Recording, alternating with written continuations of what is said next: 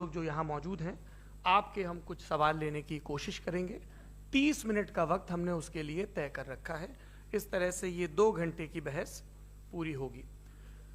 2-3 बुनियादी बातें हैं जिनका हमें ध्यान रखना है। किसी भी किस्म की नारेबाजी में हमें शरीक नहीं होना है। ये हल्ला गुल्ला नहीं है, क्योंकि पूरी दुनिया देख रही है, तो एक नज़ीर कायम करनी है, एक उदाहरण लोगों के सामने रखना है कि पढ़े लिखे लोग इत्तेफाकी और ना इत्तेफाकी रखते हुए भी, एक दूसरे से सहमति और असहमति रखते हुए भी बात कह सकते हैं।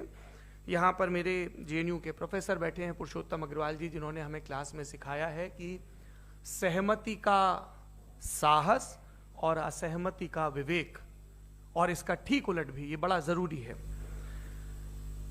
दूसरी बात, ये किसी एक धर्म के बारे में बहस नहीं है, ये बात सबको स्पष्ट होनी चाहिए।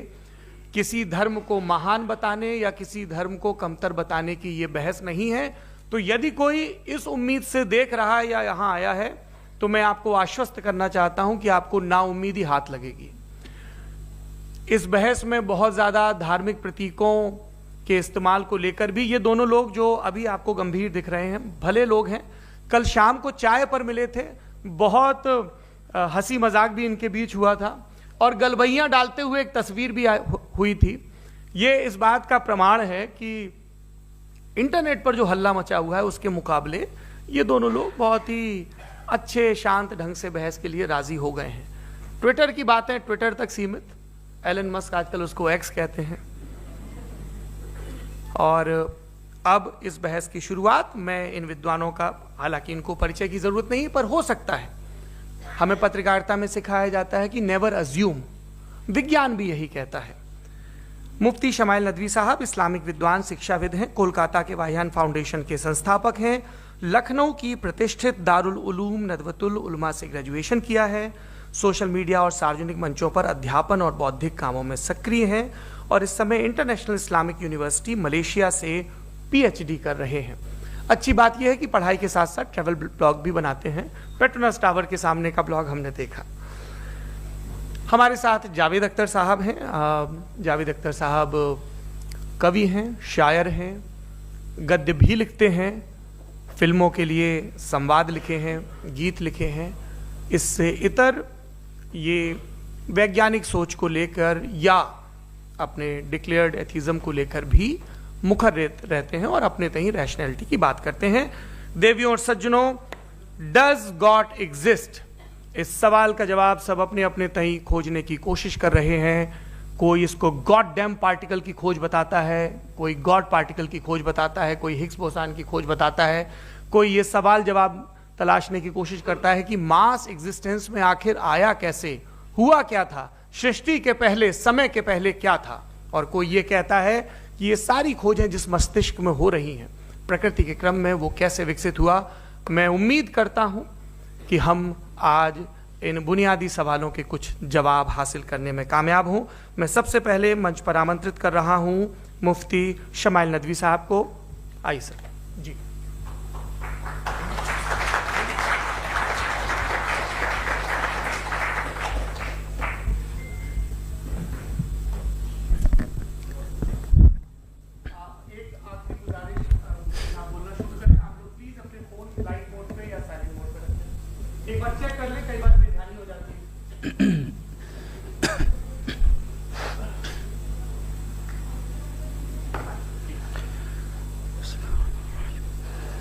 तमाम तारीफ़ें उस क्रिएटर के लिए जिसने इस यूनिवर्स को एक मकसद के तहत पैदा किया है। रिस्पेक्टेड जनाब जावेद अख्तर साहब, मिस्टर सौरभ द्विवेदी, और respected audience, thank you all for being here today. आज की डिबेट में चूंकि हम बात करने वाले हैं डज गॉड एग्जिस्ट के टॉपिक पर, तो ये एक ऐसा टॉपिक है जिसके मुताल्लिक कोई भी डिसीजन लेने के लिए अलग अलग स्टैंडर्ड्स हो सकते हैं। लिहाजा डिबेट के शुरू में यह ज़रूरी है कि हम ये जान लें कि आज के इस टॉपिक में कौन सा स्टैंडर्ड सही होगा और कौन सा गलत होगा। सबसे पहला स्टैंडर्ड जिसे मैं समझता हूं कि हमारे रिस्पेक्टेड जनाब जावेद अख्तर साहब बड़ी तेज़ी के साथ उसकी तरफ लपकेंगे, वो है साइंस। जबकि साइंस दर हकीकत खुदा के एग्जिस्टेंस को डायरेक्टली साबित करने या उसके एग्जिस्टेंस को डिनाई करने के लिए स्टैंडर्ड नहीं बन सकती। और उसकी वजह क्या है, ये मैं नहीं कह रहा, ये वो लोग कह रहे हैं जो साइंस के एक्सपर्ट्स हैं। नेशनल एकेडमी ऑफ साइंस कहती है science doesn't have the processes to prove और disprove the existence of God. Why? क्योंकि साइंस का ताल्लुक एम्पेरिकल एविडेंस से है, और एम्पेरिकल एविडेंसेस का ताल्लुक हमारे नेचुरल और फिजिकल वर्ल्ड से है, जबकि गॉड नॉन फिजिकल और सुपर नेचुरल रियलिटी है। लिहाजा नॉन फिजिकल रियलिटी को आप उस टूल के साथ नहीं चेक कर सकते जिसका काम फिजिकल रियलिटी को तलाश करना है। लिहाजा आज इस डिबेट में गॉड की एग्जिस्टेंस को साबित करने या उसे डिनाई करने में साइंटिफिक एविडेंस को एक्सेप्ट नहीं किया जाएगा। दूसरा स्टैंडर्ड हो सकता है रेविलेशन, कि रेविलेशन के जरिए हम यह साबित करें कि गॉड एग्जिस्ट करता है या नहीं। लेकिन यह स्टैंडर्ड भी आज इररेलेवेंट है। क्यों? क्योंकि रेविलेशन मेरे नजदीक सोर्स ऑफ नॉलेज है, वैलिड सोर्स ऑफ नॉलेज है, लेकिन हमारे जावेद अख्तर साहब के नजदीक ये वैलिड सोर्स ऑफ नॉलेज नहीं है। लिहाजा आज की डिबेट में मैं एक भी एविडेंस किसी भी मजहबी स्क्रिप्चर से नहीं दूंगा, ताकि जावेद अख्तर साहब के लिए वो अनएक्सेप्टेबल ना हो। तीसरा जो मेयार हो सकता है वो है ऑब्जर्वेशन, कि भाई कोई कहे कि हमें खुदा दिखाओ, अगर है तो दिखाओ, या ये कि खुदा के एग्जिस्टेंस पर एम्पेरिकल एविडेंस दो, तो ये है दर हकीकत गलत टूल का इस्तेमाल करना। ये ऐसा ही है कि जावेद साहब मुझसे ये मुतालबा करें कि मुफ्ती साहब आप मेटल डिटेक्टर के जरिए प्लास्टिक डिटेक्ट करके दिखाएं। अब चूंकि प्लास्टिक डिटेक्ट नहीं हो पा रही है, लिहाजा plastic does not exist. No, you are using the wrong tool. इस टूल से प्लास्टिक को डिटेक्ट नहीं किया जाता। लिहाजा मैं समझता हूं कि गॉड के एग्जिस्टेंस पर एम्पेरिकल एविडेंस का मुतालबा करना एक बचकाना मुतालबा है, और हमारे रिस्पेक्टेड जनाब जावेद अख्तर साहब इस स्टेज से अब बहुत आगे निकल चुके हैं। अब बचता है एक ही स्टैंडर्ड, और वो स्टैंडर्ड है अक्ल, लॉजिक, रीजनिंग। और यही वो स्टैंडर्ड है जिसके तहत गॉड की एग्जिस्टेंस को साबित किया जाएगा या गॉड की एग्जिस्टेंस को डिनाई किया जाएगा। लेकिन चूंकि ये बहुत इंपॉर्टेंट और सेंसिटिव टॉपिक है, इसलिए लॉजिकल आर्ग्यूमेंट भी ऐसा होना चाहिए जो डेफिनेटिव हो, इनडेफिनेटिव ना हो, जो 2 और 2 4 की तरह बिल्कुल वाजे हो, जिसे लॉजिकली रिजेक्ट करना पॉसिबल नहीं हो। फॉर एग्जाम्पल हम कहें हमारे रिस्पेक्टेड मिस्टर सौरभ साहब, ये एक इंसान है और तमाम इंसान कॉन्शियस बीइंग है। लिहाजा नतीजा क्या निकला? हमारे सौरभ साहब भी कॉन्शियस बीइंग है। क्या ये इनडेफिनेट आर्ग्यूमेंट है या डेफिनेट आर्ग्यूमेंट है? ये डेफिनेट आर्ग्यूमेंट है। ये 2 और 2 की तरह वाजे है, इसमें किसी तरह जो है लॉजिकली इसको रिजेक्ट नहीं किया जा सकता। तो अगर आज हमारे जावेद अख्तर साहब ऐसी कोई अकली दलील और लॉजिकल एविडेंस दें खुदा के ना होने पर जो डेफिनेट भी हो, तो मैं ये ऐलान करता हूं कि यकीनन मैं उस एविडेंस को कबूल करूंगा और उस पर गौर करूंगा। लेकिन साथ में यह भी ऐलान कर देता हूं प्रेडिक्शन के तौर पर कि ऐसा कोई डेफिनेट आर्ग्यूमेंट कोई नहीं पेश कर सकता। दलील हम देंगे और डेफिनेटिव दलील देंगे, लॉजिकल दलील देंगे, ऐसी दलील देंगे जो एंटायर एथिस्टिक वर्ल्ड उसे रेफ्यूट नहीं कर सकती। चलें अब हम एक एग्जाम्पल सोचते हैं, एक सिनेरियो, सिंपल सिनेरियो, तमाम ऑडियंस से गुजारिश है, हम और आप एक आइसोलेटेड आइलैंड पर हैं, ऐसा आइलैंड जहां पे हमसे पहले कोई कभी नहीं गया। चलते चलते आपके सामने अचानक आपने देखा एक पिंक कलर की बॉल पड़ी हुई है। सबसे पहला सवाल आपके जहन में क्या आएगा कि ये बॉल यहां क्यों आई, कैसे आई, ये पिंक कलर की ही क्यों है, कोई और कलर भी हो सकता था, ये इसी शेप में क्यों है, कोई और शेप भी हो सकता था। नेचुरली आप इस तरफ पहुंचेंगे कि कोई ना कोई है जिसने इन स्पेसिफिक प्रॉपर्टीज के साथ इस बॉल को बनाया है और यहां पे रखा है। चूंकि आप जानते हैं कि ये जो बॉल है इसका एग्जिस्ट करना जरूरी नहीं है, ये एग्जिस्ट कर भी सकती थी, नहीं भी कर सकती थी, और एग्जिस्ट करना ही था तो किसी और फॉर्म में करती, किसी और कलर में करती। अब आप इस बॉल को एक्सपैंड करते चले जाएं, एक्सपैंड करते चले जाएं, एक्सपैंड करते चले जाएं, यहां तक कि ये बॉल यूनिवर्स के साइज की हो जाए। बताइए कि क्या साइज के बढ़ जाने से सवाल बदल जाएगा? हरगिज नहीं बदलेगा। अभी भी सवाल रहेगा, ये यूनिवर्स कहां से आया, इन स्पेसिफिक प्रॉपर्टीज के साथ कहां से आया, क्यों आया, किसने बनाया, यह सवाल उस वक्त भी वैलिड रहेगा।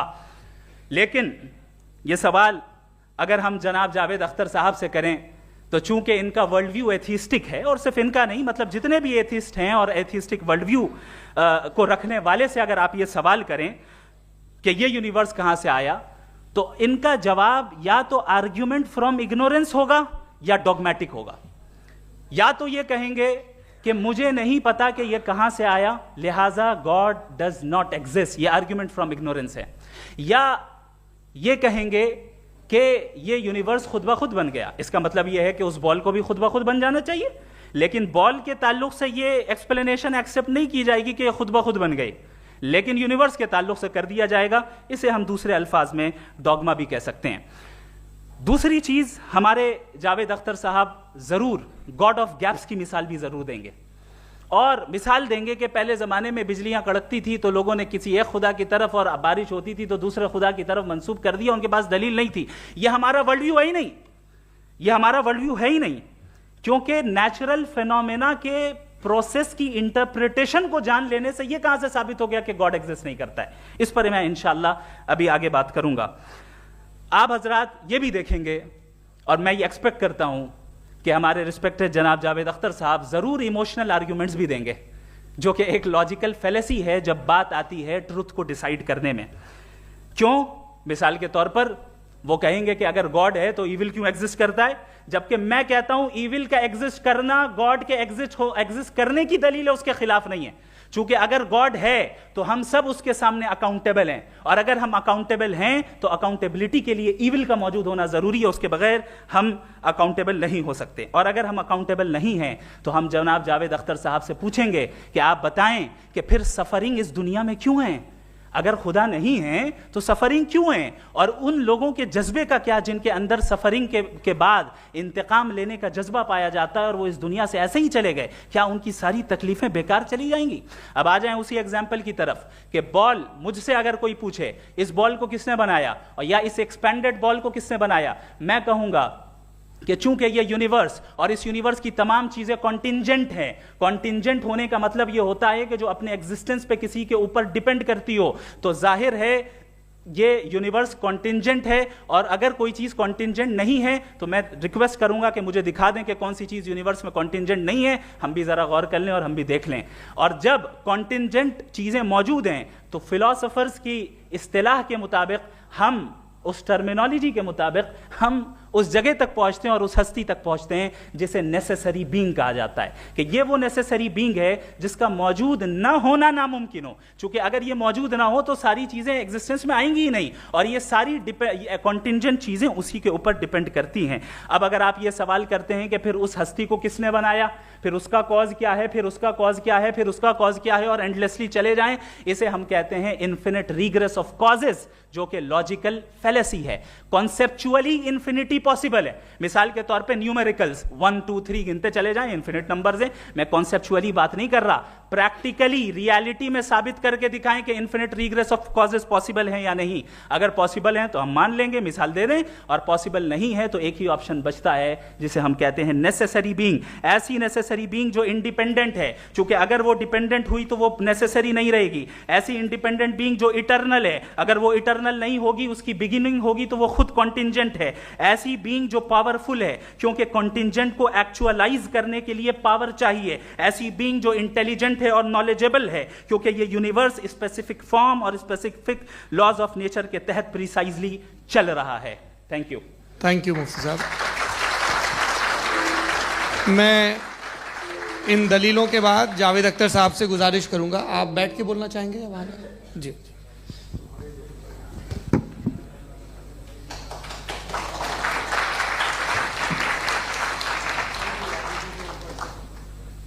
पहले तो मैं मुफ्ती साहब को एक अच्छी खबर देना चाहूँगा कि मेरी नॉलेज साइंस के बारे में बड़ी मामूली है, तो आप फिक्र ना करें उसकी, लेकिन कुछ कॉमन सेंस है मुझ में। देखिए, ये खुदा का तस्वुर कोई नया तस्वुर नहीं है, ये सदियों से रहा है। ये कुछ रिलीजन 3000 साल पुराने होंगे, 4000 साल पुराने होंगे, लेकिन इंसान कोई 10,000 12,000 साल से एग्जिस्ट करता है होमो सेपियन की शक्ल में, और हमेशा कुछ ना कुछ मज़हब रहे।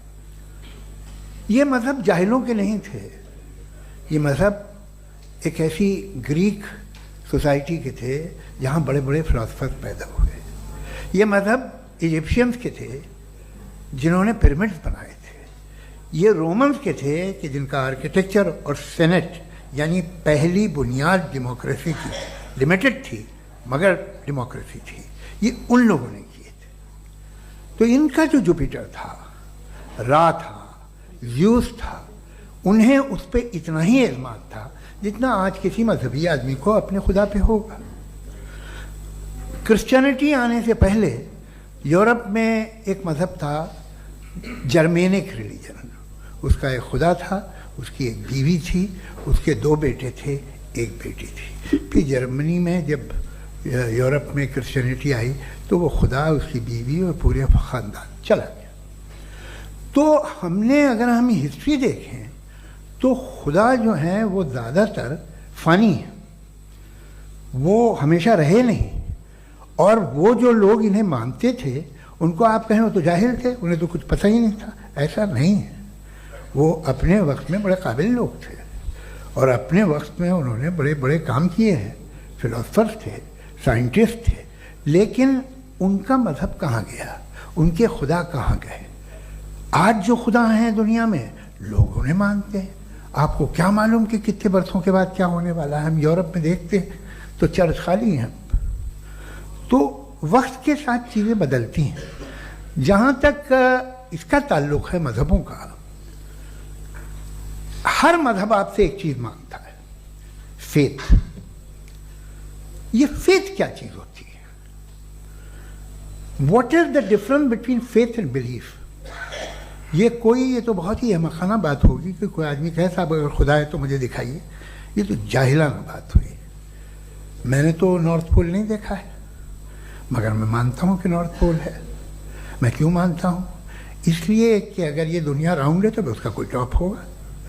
कुछ लोग हैं जो वहाँ गए भी हैं, कॉमन सेंस कहता है कि ऐसा होगा, सबूत है, गवाह है, रीज़न है। तो ये मेरा फेथ नहीं है। तो फेथ में और बिलीफ में डिफरेंस क्या है? जो मज़हब मांगता है आपसे, हर मज़हब फेथ मांगता है। फेथ का मतलब ये है कि ना कोई गवाह हो, ना कोई सबूत हो, ना कोई रैशनल हो, ना कोई लॉजिक हो, ना कोई प्रूफ हो, मगर तुम एक बात को मानो। ये है फेथ। वरना बिलीफ होता। अगर इसमें कुछ भी सबूत होते, गवाह होते, तो फिर इसे आप बिलीफ कहते हैं। जैसे मेरा बिलीफ है कि नॉर्थ पोल है, मेरा फेथ थोड़ी है। फेथ इन तमाम शर्तों को रद्द करता है। तो फिर स्टुपिडिटी क्या है? अगर मैं एक बात ऐसी मानूं जिसकी ना कोई लॉजिक है, ना कोई रैशनल है, ना कोई प्रूफ है, ना कोई गवाह है, ना कोई सबूत है, और मैं उसे मानूं, तो ये स्टुपिडिटी हुई। इसे ही भाई कल को मैं यकीन कर लूं कि एलॉन मस्क जो है मेरा भाई है तो मुझे इंतहाई खुशी होगी, सुकून भी बहुत मिलेगा मुझे।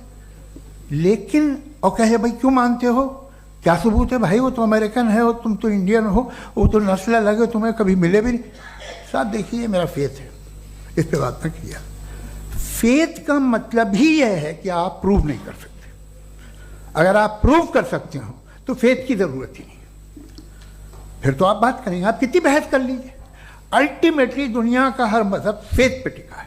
और फेथ का मतलब है एक ऐसा यकीन जिसका कोई सबूत, कोई गवाह, कोई रैशनल नहीं। अब आप ये कहें, क्या आप ये क्यों कह रहे हैं कि साहब ये कायनात किसने बनाई? कमाल ये है कि आपने बताया कि एक आइलैंड पे गए और एक बॉल देखी। आपने ये नहीं कहा कि आइलैंड किसने बनाया, आपको सिर्फ बॉल पे हैरत हुई। हमने आइलैंड पे हमने हैरत नहीं की, होते हैं आइलैंड। इसी तरह ये आइलैंड है, सितारे, ये गैलेक्सीज, ये सब आइलैंड हैं खला में। हम उन्हें टेकन फॉर ग्रांटेड लेते हैं, हम पूछते नहीं किसने बनाए। आपने जजीरे के बारे में भी नहीं पूछा है। मेरी पैदाइश कैसे हुई? क्या मैं प्लान्ड पैदा हुआ था?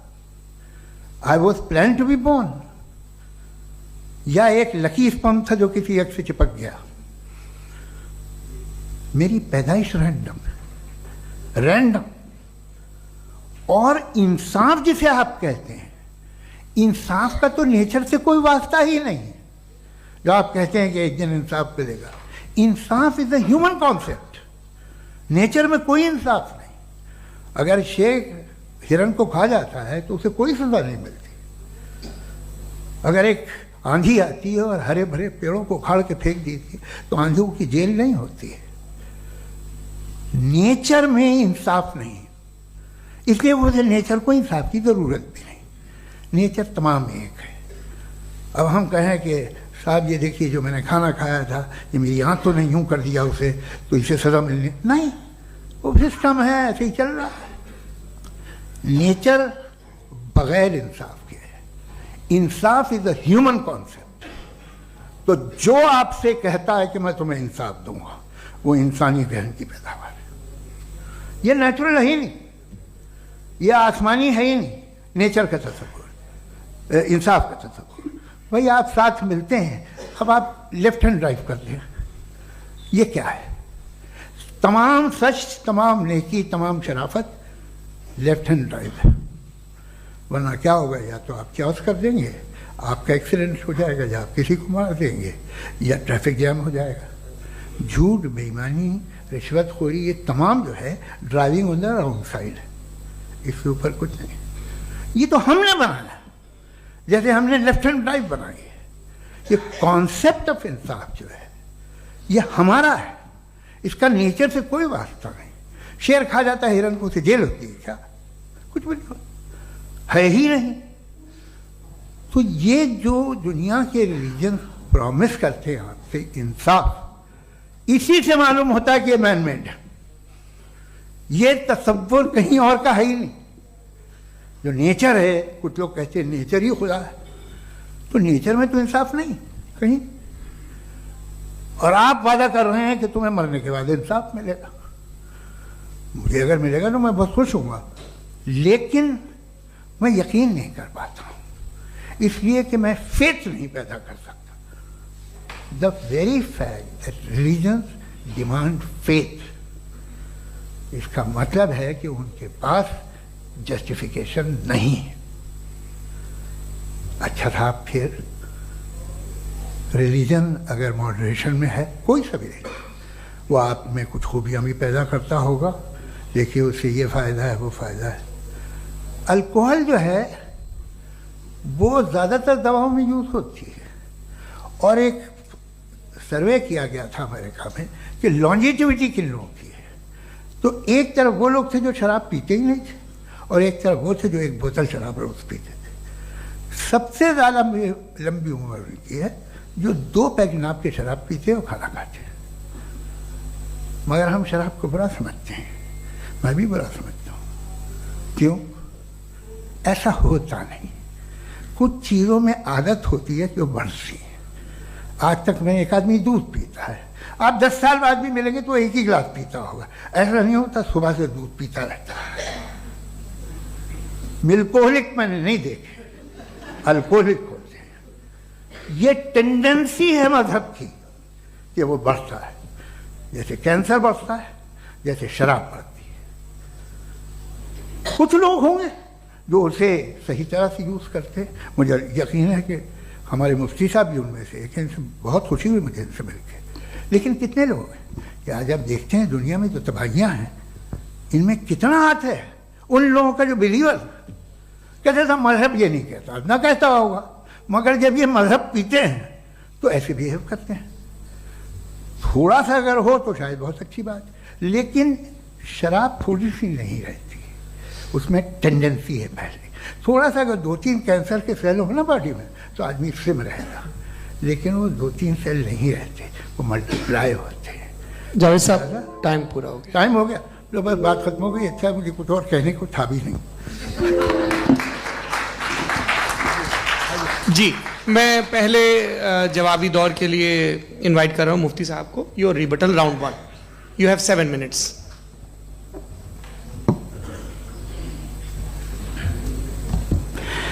Thank you very much Javed साहब। आपकी बात को सुनकर बड़े महजूज हुए हम लोग। महजूज, do you understand? We enjoyed. Okay, अब थोड़ा सा लॉजिकली उसको हम लोग देखते हैं। दरअसल हम लोगों ने कल गुजारिश की थी मुफ्ती साहब से भी, जावेद साहब से भी, कि हिंदुस्तानी ज़बान आम फहम सबको समझ में आ जाए और जहां कहीं आप मुश्किल शब्द इस्तेमाल करें वहां बताते भी चलें। Thank you.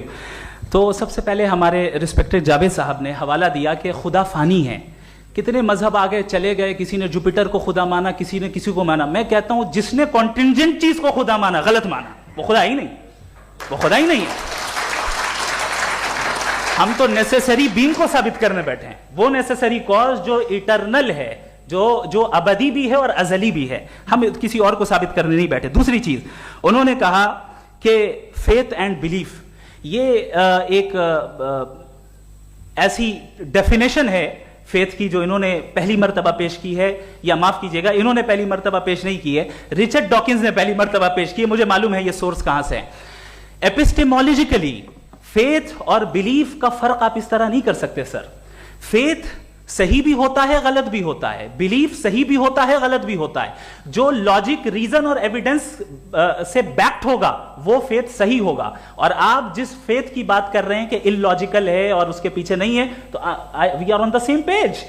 हम नहीं मानते उस फेथ को, जो फेथ ऐसा हो जिसके पीछे कोई लॉजिक ना हो, एविडेंस ना हो, हम नहीं मानते। हम तो उस फेथ के कायल हैं जिसके पीछे लॉजिक हो और एविडेंस हो। तो बिलीफ सही भी होता है, गलत भी होता है, फेथ भी सही होता है और गलत भी होता है। तो आज फेथ और बिलीफ के डिफरेंस पे बात नहीं हो रही। आज आप चाहे फेथ एक्सेप्ट कर लें या बिलीफ एक्सेप्ट कर लें, आज ये बात होगी कि ट्रूथ क्या है, चाहे ट्रू बिलीफ सही है या ट्रू फेथ सही है, और फॉल्स फेथ क्या है और फॉल्स बिलीफ क्या है, बात इस पे हो रही। दूसरी चीज इन्होंने पूछा स्टुपिडिटी फिर क्या है। अगर फेथ रिलीजन स्टुपिडिटी नहीं है तो और क्या है? चूंकि फेथ का मुतालबा करते हैं तो स्टुपिडिटी क्या है? मैं कहता हूं स्टुपिडिटी एथिज्म है। उसकी वजह यह है कि आप एक सड़क पे जा रहे हो और आप किसी गार्डन में जाएं और देखें वहां लिखा है फूलों के साथ I love Javed Akhtar, and I really do, I love you sir. So जब आप वहां पर पहुंचे तो वहां पहुंचकर अब ये बताएं, क्या आप ये कहेंगे wow what a natural selection? ये क्या नेचुरल सिलेक्शन है? नहीं, ये प्रिसाइजली डिजाइंड है, इसके पीछे डिजाइनर है। लिहाजा अगर कोई एक ऐसी कॉमन सेंस की बात को कबूल नहीं कर रहा है कि यूनिवर्स जो इतने प्रिसाइजली काम कर रहा है, हम कह दें कि खुद ब खुद बन गई, मैं समझता हूं इससे बड़ी स्टुपिडिटी और कुछ नहीं है। ये इर्रेशनल चीज है।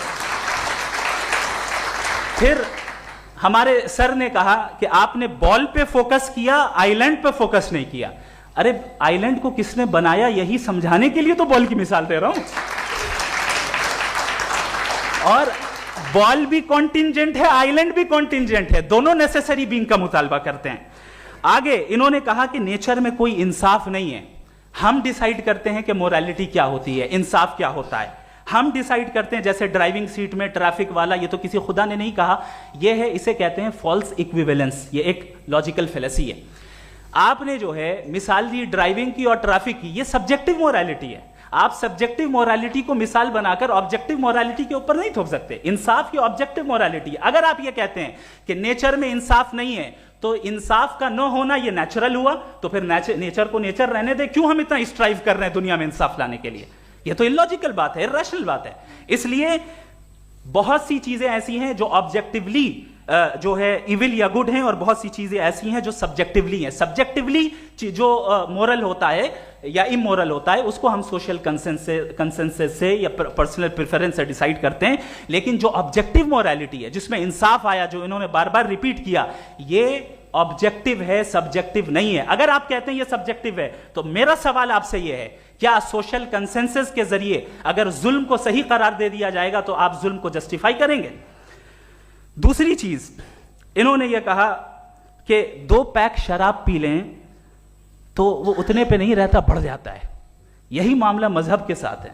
2 पैक आप पी लें, बढ़ेगा। तो ये एक ऐसी मिसाल है, इसको कहीं भी फिट कर लें कि आप एथिज्म पे जब फिट करें, जब आप 2 पैक एथिज्म का लेंगे ना तो वो बढ़ बढ़ के नॉर्थ कोरिया बनेगा। Thank you.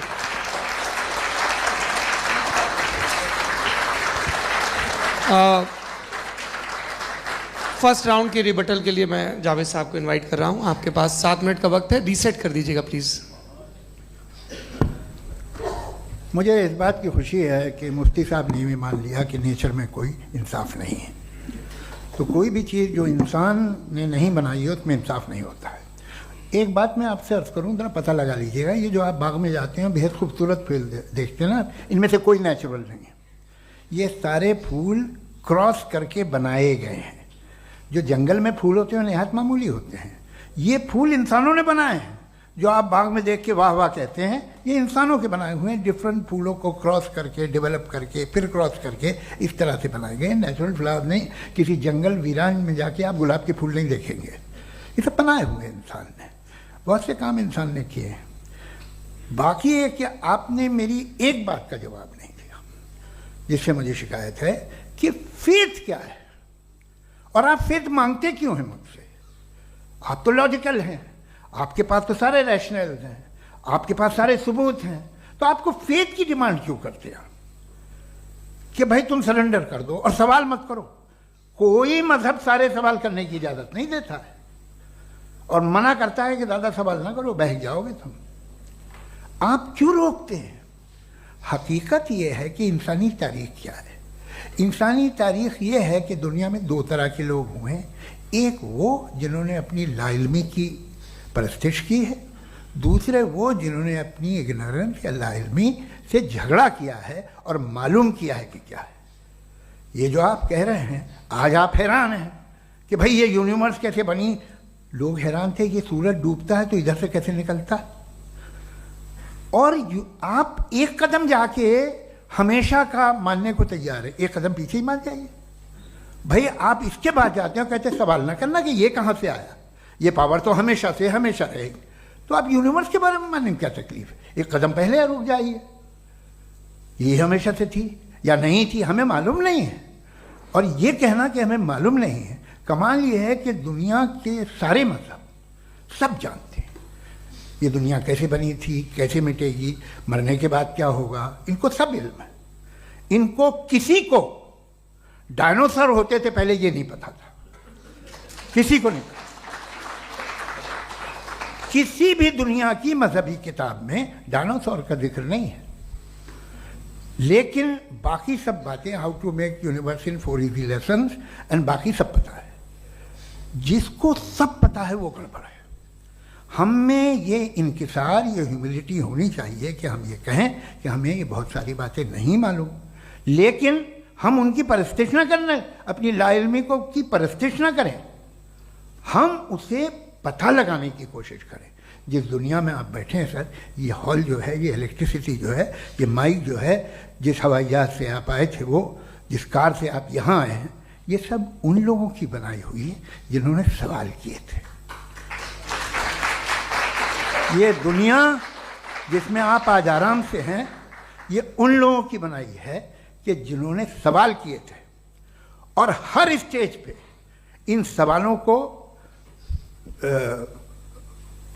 मकरूह कहा गया था, गलत कहा गया था। आप जरा तारीख पढ़िए, एक बड़ी दिलचस्प किताब है बर्ट्रैंड रसेल की, जिसमें उसने रिलीजन एंड साइंस कि कब से रिलीजन जो है साइंस के अगेंस्ट है। और हद तो यह है कि भाप के इंजन के खिलाफ थे, स्टीम इंजन के भी खिलाफ थे, और फतवे हुए उन पर, वेटिकन ने दिए। तो ये हमेशा, अभी जैसे ही ये राइट विंगर आते हैं अमेरिका में पावर में, तो वो जो अपना ये क्या बोलते हैं उसे, सीड क्या बोल रहे, सीड क्या जो, हाँ नहीं सीड जो होते हैं जिन पे जी नहीं भाई, वो जो ह्यूमन बॉडी के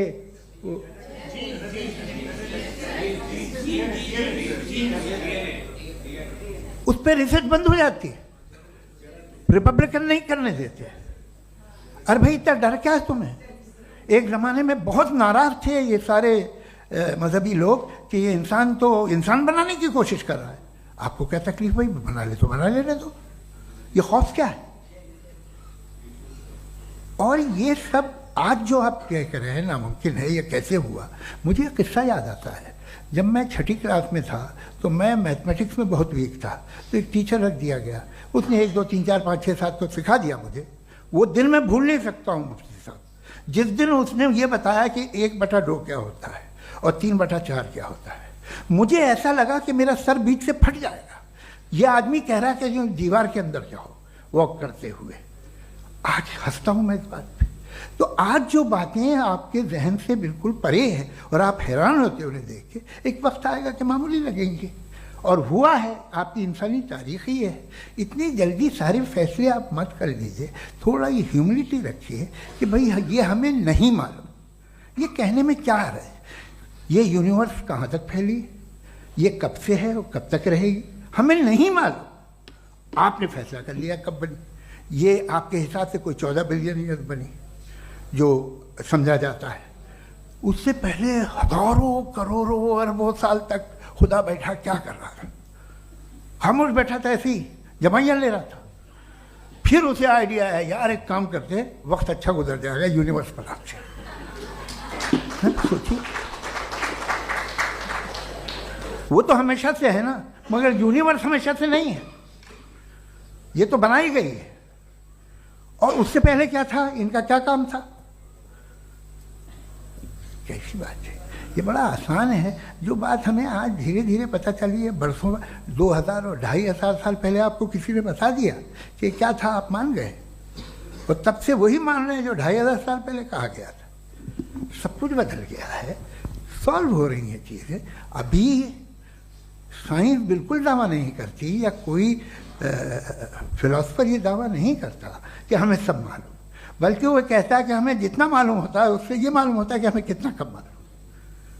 तो हम अपनी जहालत से लड़े, उसकी परस्तिश न करें। जी, time. Thank you so much.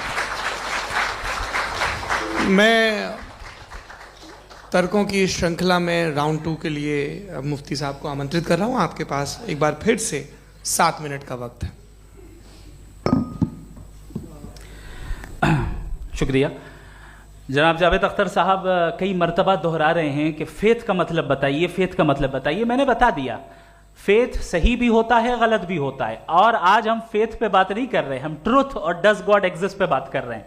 क्या डज गॉड एग्जिस्ट, ये ट्रुथ यानी गॉड है या नहीं है, इसमें से दोनों ट्रुथ क्या है। अब आप उसे फेथ कह लें, बिलीफ कह लें, नॉट माई बिजनेस।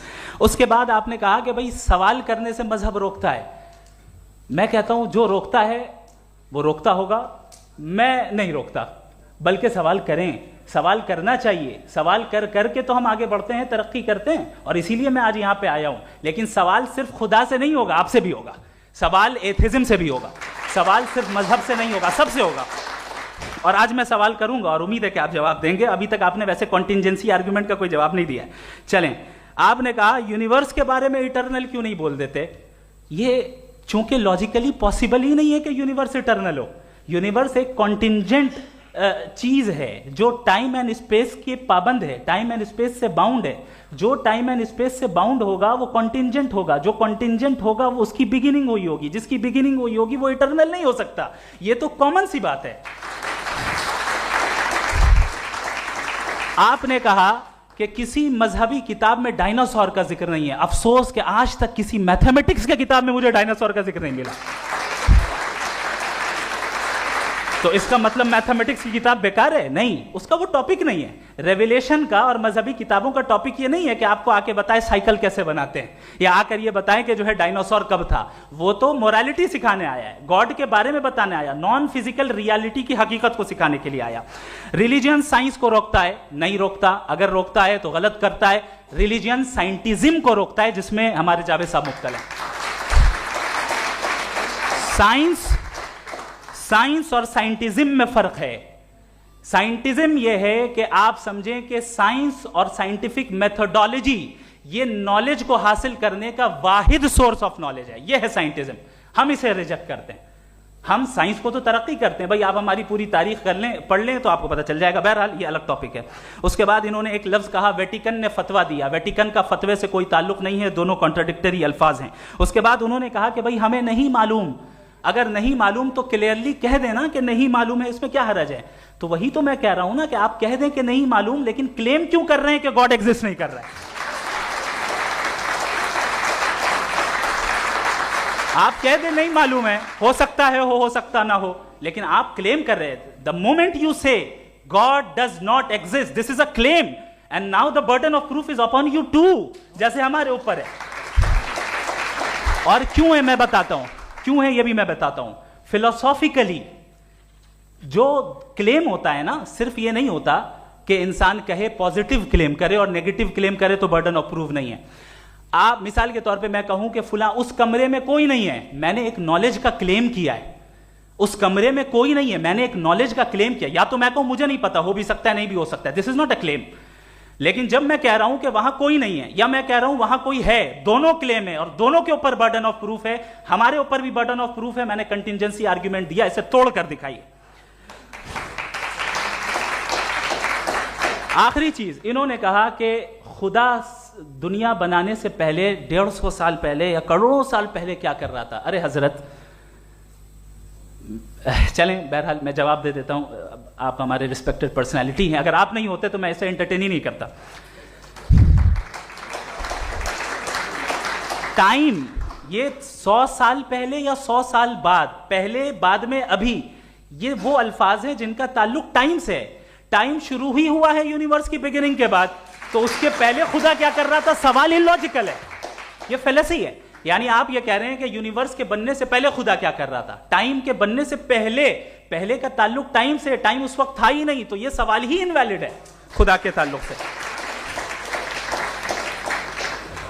दूसरी चीज, आर्ग्यूमेंट ऑफ कंटिजेंसी जो मैंने आपके सामने पेश की है, आपने बार बार ये प्रूफ किया और ये कह रहे हैं कि गॉड ऑफ गैप्स। देखिए पहले नहीं मालूम था, साइंस ने कर दिया। सिंपल्स की मिसाल से मैं समझा देता हूं।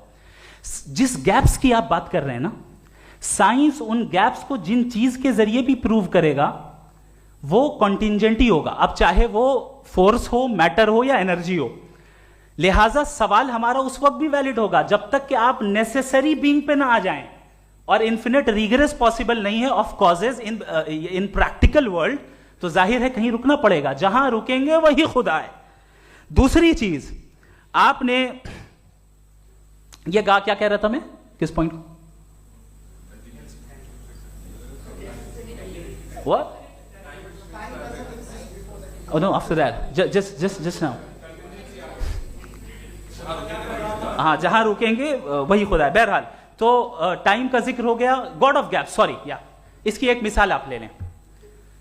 एक कार है, एक साहब ने देखा कि भाई कार जो है उसके व्हील्स कितने अच्छे लगे हुए हैं सही जगह पे, स्टीयरिंग जो है कितने अच्छे जगह पे लगी हुई है, और सीट्स कितने वेल डिजाइंड है, कितनी प्रिसाइजली ये कार काम कर रही है, तो जरूर कोई ना कोई इसे क्रिएट किया है, किसी ने क्रिएट किया है। अब जावेद साहब आए और कहे, अरे जनाब बोनेट खोलिए, इसमें इंजन है, इंजन इस कार को चला रहा है, hence prove no one has created the car. This is illogical, this is irrational.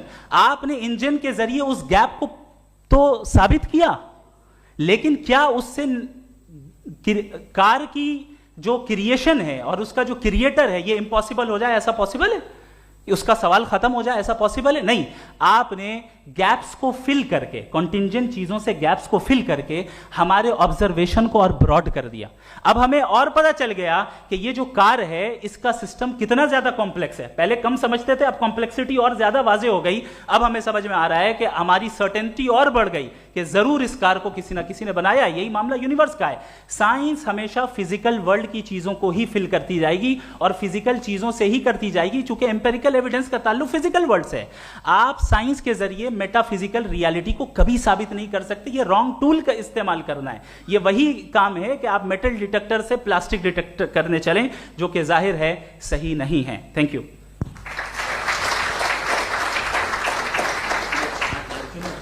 जी, ये आर्ग्यूमेंट का राउंड 2 है। हाँ। 7 मिनट है। पहले तो मैं आपसे अर्ज करूं कि आपने कहा कि जब कायनात ही नहीं थी तो वक्त भी नहीं था, कुछ भी नहीं था। कैसे नहीं था? खुदा था। एक एग्जिस्टेंस तो था ना खुदा का। तो जब खुदा था तो वक्त भी होगा। ऐसा नहीं है कि कुछ भी नहीं था, खुदा था। अच्छा, बाकी एक आपने कहा साहब आप साबित कीजिए, आपके पास भी लॉजिक है, मेरे पास भी लॉजिक है। आप मेरा जिम्मेदारी नहीं है साबित करना कि खुदा है। बर्टन रसल ने बड़ी अच्छी बात कही।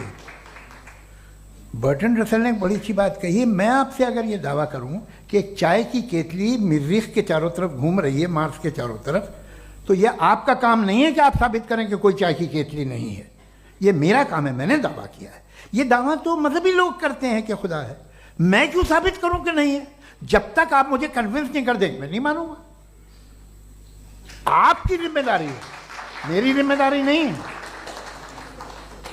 दोयम ये कि ये जो आप कह रहे हैं जो गैप्स हैं, ये गैप जब जब किसी मजहब को चैलेंज करते हैं, जब ऐसा कोई बात आती है तो हंगामा हो जाता है कि जब वो चैलेंज करें किसी फेथ को। ये तमाम साइंस जो है इसे मुख्तलिफ जगहों पे मुख्तलिफ वक्तों में मजहब ने रोकने की कोशिश की है। ये किताब है religion and science Burton Russell की, पढ़िएगा, अच्छी लगेगी आपको। तारीख ही है साइंस, मजहब की साइंस से उसका यही रिश्ता है। अच्छा, अब ये हम सोचें कि बहरहाल ये वजूद जो है मजहब और ये बिलीव इन गॉड इंसान को बेहतर बना देता है, तो एक काम कीजिए, हिंदुस्तान वर्ल्ड का नक्शा लीजिए और मार्क कीजिए कि रिलीजन कहाँ कहाँ ज़्यादा है, कहाँ कहाँ, चाहे वो लैटिन अमेरिका हो या मिडल ईस्ट हो या फार ईस्ट हो या हिंदुस्तान के वो इलाके जहाँ मजहबियत ज़्यादा है। रख दीजिए नक्शा अलग। अब दूसरा नक्शा कि कहाँ कहाँ नाइंसाफ़ी, रिप्रेशन, औरतों के हुकूक की पामाली, जुल्म, डिक्टेटरशिप कहाँ है, नक्शा एक ही होगा। तो आप मुझे बताएं कि जो इसका तरकीब इस्तेमाल क्या है, खुदा का तरकीब इस्तेमाल तो बताइए। आप छोटी सी दवा सड़क पे बेचते हैं, उसकी भी तरकीब इस्तेमाल बताते हैं। इसके इस्तेमाल से तो फ़ायदा नहीं हुआ किसी को। जो सारे के सारे ख़राब मुल्क हैं, ख़राब समाज है, वो सारे जुल्म खुदा के नाम पे करते हैं। वो गलत करते हैं, सही करते हैं, मुझे क्या लेना देना उससे। इस्तेमाल से मालूम होता ना। एक विस्की की बोतल कभी शायद देखी हो आपने, लाल रंग की होती है, उस पर रोशनी और छपड़ा इंतहाई खूबसूरत लगती है, क्या बिगाड़ रही है किसी का? उसका इस्तेमाल गलत है, इसलिए आप उसे नापसंद करते हैं। इसका इस्तेमाल गलत है, इस तसव्वुर का इस्तेमाल ही गलत है और हमेशा से गलत हुआ है। आप देख लीजिए, इंसानी तारीख देख लीजिए, आज देख लीजिए, हिंदुस्तान देखिए, दुनिया देख लीजिए क्या हो रहा है। इसे कैसे इस्तेमाल कर रहे हैं फेथ वाले लोग? क्या फेयर हैं, जस्ट हैं, जो अपने खुदाओं पे यकीन रखते हैं? वो किस तरह के लोग हैं?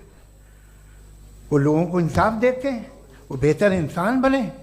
तो इस दवा का फ़ायदा क्या है? चलो बहुत फ़ायदा हो रहा तो मैं इस्तेमाल कर लूँगा, मुझे तो इस दवा का कोई फ़ायदा दिखता ही नहीं। मुझे तो ऐसा लगता, मैं एक और बात बताऊं, अगर कोई आदमी मजहबी है और अच्छा आदमी है तो मैं उसकी बहुत इज्जत करता हूँ, इसलिए कि मेरा ख्याल है मजहबी आदमी का अच्छा होना मुझसे अच्छा होने से ज़्यादा मुश्किल है। भाई हर चीज़ की एक लिमिट है। आप इतना भाग सकते हैं, इतना नहीं भाग सकते, इतना वजन उठा सकते, इतना नहीं उठा सकते, इतना दूर देख सकते हैं, इतना दूर नहीं देख सकते। उसी तरह कॉमन सेंस कहता है कि आप में नेकी का भी एक कोटा होगा। अब आप अगर सुबह जाते हैं अपनी इबादत गाह और इबादत करते हैं तो बाहर निकलते हैं तो आप तो यही महसूस करते हैं कि आपने एक बहुत अच्छा काम किया, आपकी नेकी का एक बहुत बड़ा कोटा खर्च हो गया जिससे किसी का कोई फ़ायदा नहीं हो। मैं तो नहीं जाता हूँ तो मुझे तो किसी को खाना खिलाना पड़ेगा, किसी बेवा की मदद करनी पड़ेगी। मैं अपना कोटा कैसे कंज्यूम करूं? आप अपना कोटा, सारे मजहबी लोग इंतहाई यूजलेस कामों में यूज़ करते हैं। उसके बाद भी अगर आप में बच्ची है थोड़ी सी शराफत तो भाई वाह क्या बात है।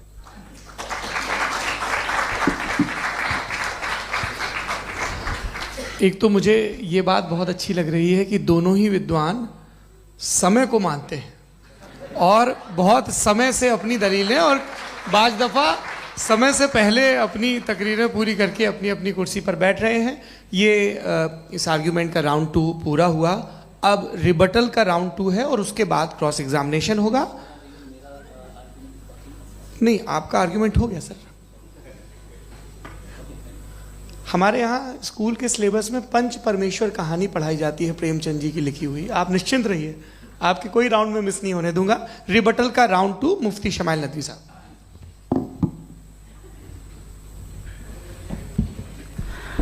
असल में जो हकीकी प्रॉब्लम है, असल प्रॉब्लम है वो ये है कि जावेद साहब के पास कॉन्सेप्ट ऑफ गॉड क्लियर नहीं है। इन्होंने कहा कि कायनात से पहले खुदा तो था, तब भी तो टाइम होगा। ये टाइम कायनात का हिस्सा है। हम खुदा, उस खुदा को मानते हैं, नेसेसरी बीइंग का टाइमलेस होना जरूरी है, चूंकि वो टाइम का क्रिएटर है। जब उसने टाइम को क्रिएट किया तो वो खुद टाइम पे कैसे होगा? उसने जब स्पेस को क्रिएट किया तो खुद स्पेस में कैसे होगा? अगर वो टाइम एंड स्पेस को पहले से ही उसका पाबंद है तो फिर किस चीज को उसने क्रिएट किया? लिहाजा ये सवाल गलत है कि खुदा था तो टाइम होगा। बिल्कुल नहीं, टाइम के पाबंद हम है, खुदा नहीं है। हम फिजिकल वर्ल्ड से ताल्लुक रखते हैं, वो मेटाफिजिकल रियलिटी है। दूसरी चीज इन्होंने मिसाल दी कि चाय की केतली हवा में घूम रही होगी, और पता नहीं शायद वो बर्टन रसल का उन्होंने हवाला दिया। बहरहाल यही प्रॉब्लम है। प्रॉब्लम यही है कि हम चीजों के दरमियान डिफरेंशिएट नहीं कर पाते हैं। ये जो आपने मिसाल दी ये इमेजिनेशन है, और मैं जो साबित कर रहा हूं वो लॉजिकल नेसेसिटी है। आप इमेजिन करने आए तो कुछ भी करें, जुपिटर में पिंक एलिफेंट होगा, यूनिकॉर्न होगा, करें, उससे कायनात पे क्या फर्क पड़ता है? उससे आप लॉजिकल नेसेसिटी साबित नहीं कर सकते।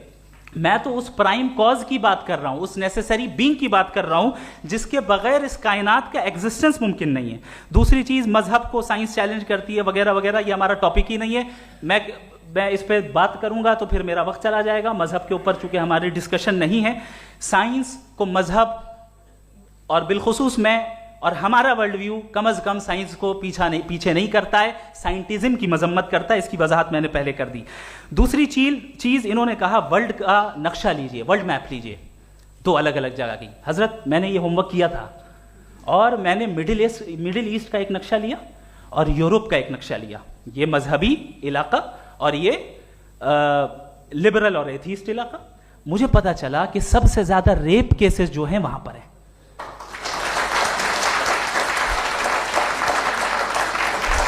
मुझे ये पता चला यूएन की रिपोर्ट के मुताबिक, मैं ये अपने घर से नहीं लेके आ रहा, कि जो वर्किंग वुमेन है यूरोपियन कंट्रीज में, उसमें 81% वुमेन सेक्सुअल हैरेसमेंट का वर्क में शुमार हो रही है। ये मिडिल ईस्ट में नहीं हो रहा है, वो मजहबी लोग हैं इसलिए नहीं हो रहा है। दूसरी चीज आपने ये कहा कि मजहबी आदमी का अच्छा होना हमारे अच्छे होने से बहुत मुश्किल है, बहुत मुश्किल है। तो इसका मतलब यह है कि गॉड के अलावा आपके पास अच्छे और बुरे का कोई स्टैंडर्ड है। मैं चाहूंगा कि कन्वर्सेशनल स्टाइल वाली डिस्कशन और सेगमेंट पे इसी पे बात कर लेते हैं। Thank you very much.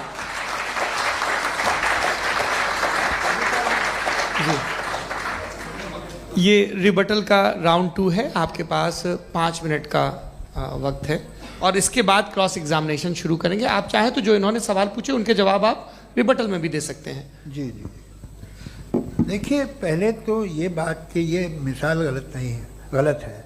इन्होंने पहले ही हमको डिसार्म कर दिया। पहले अकल से मामला सॉल्व नहीं हो सकता, लॉजिक से आप पहुंच नहीं सकते। ये एक मेटाफिजिकल चीज़ है। मेटाफिजिकल अजीब सा लफ्ज़ है, ठीक से किसी को माने नहीं मालूम इसके, तो ऐसा लगता है कुछ बड़ी चीज़ है। अरे भाई क्या होता है मेटाफिजिकल, बताओ, खड़ी हो। ये एक लफ्ज़ है जो कहीं भी इस्तेमाल हो जाता है। जब आप एक बात कर रहे हैं और आप मुझसे बहस कर रहे हैं तो मुझे मेटाफिजिकल मत बताइए, आप लॉजिकली मुझे प्रूव किए। और अगर लॉजिकली आप नहीं बात करते साहब ये मेटाफिजिकल है, तो फिर हम आप बात क्या कर रहे हैं? मेरा आपका किस ज़बान में कॉन्वर्सेशन होगा? और ये कहना कि वक्त पहले नहीं था, तो फिर क्यों कहते हैं ये हमेशा से और हमेशा रहेगा? हमेशा वक्त है, तो आप कैसे कहते हैं वो हमेशा से है और हमेशा रहेगा? हमेशा का मतलब है कोई वक्त, अगर वक्त ही नहीं है तो हमेशा कैसे? बाहर वो रहेगा। अब मैं ये देखता हूँ, आपने कहा ना कि वहाँ रेप ज़्यादा होते हैं, तो हम एक बात देखते हैं कि ये दुनिया जिस पे वो कादर मुतलक है, जिसकी मर्ज़ी के बगैर पत्ता भी नहीं हिलता, ओमनीपोटेंट है, ये दुनिया चल कैसे रही है? और इस दुनिया का हाल क्या है? 45,000 बच्चे जो 10 साल की उम्र से कम थे वो गाजा में मरे। भूख से काला हांडी में बच्चे मरते हैं और डिप्थेरिया से मरते हैं। डिप्थेरिया अजीब मर्ज है, गले में जाली बनना शुरू होती है, बच्चा नीला हो जाता है, गरीब का बच्चा, इसलिए कि उपास इलाज में। ये कादर मुतलक है, जो चाहे कर दे। इससे आप दुआएं मांगते हैं हमारी ये काम कर दे वो कर दे, तो इसका मतलब डे टू डे लाइफ में वो इंटरफेयर करता है और ये देख रहा है वो। अगर वो वाकई भी है फॉर डिस्कशन सेक, तो मैं जब दुनिया देखता हूँ तो मेरे दिल में उसके लिए कोई इज्जत नहीं पैदा होती। ये क्या कर रहे हो तुम पूरे ऑल पावरफुल हो, ओमनीपोटेंट हो, ओमनी प्रेजेंट हो। तुम तो वहाँ गाजा में रहे होगे ना, तुम हर जगह हो। तुम देख रहे थे कि बच्चे की कैसे धज्जियाँ उड़ रही, तुम देख रहे थे और तुम चाहते हो मैं तुम्हारी परस्तिश करूंगा, तुम हो भी। अरे यार, इससे अच्छे तो हमारे चीफ प्राइम मिनिस्टर हैं, कुछ तो ख्याल करते हैं। कमाल है। आप किसकी इबादत कर रहे हैं? अगर वो है भी, ये दुनिया नाइंसाफी से, जुल्म से, जबर से, तशद्दुद से भरी हुई। और आप ये मत कहिएगा कि वो देख रहा है और वो बताएगा एक दिन। अगर वो देख रहा है और इंटरफेयर नहीं करता तो आप दुआ क्यों मांगते? आप कहते हैं मेरा ये काम करा दे, इसके मतलब है वो दखल दे सकता है, वो आपको नौकरी दिलवा सकता है, भले दूसरे आदमी को ना मिले, मगर आपका काम कर देगा चूंकि आपने दुआ मांगी है। तो जब वो आपको नौकरी दिला सकता है, लड़की की शादी कर सकता है, बेटे को ग्रीन कार्ड दिलवा सकता है, तो कम से कम ये जो मर रहे हैं बच्चे, इनको रोक दे, कुछ तो कर। मुझे तो दुनिया में, इस दुनिया का कोई मालिक है, इसका ओमनीपोटेंट कोई रूलर है, और ये दुनिया ऐसी चल रही है। मैं तो चाहूँगा कि भाई ना हो, अगर हो तो बड़ी शर्मिंदगी की बात है। शुक्रिया।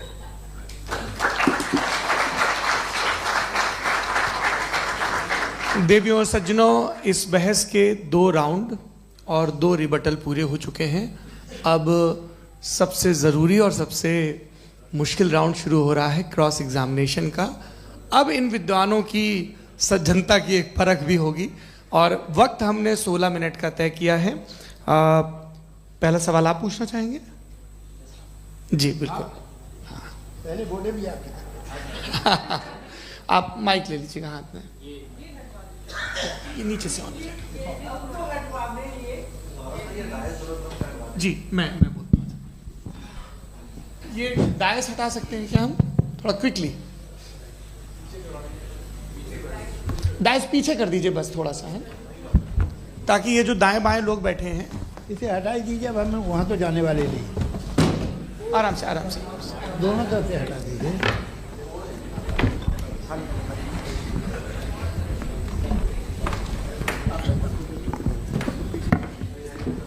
इस बीच आप लोग भी अपने अपने सवाल तैयार कर लें।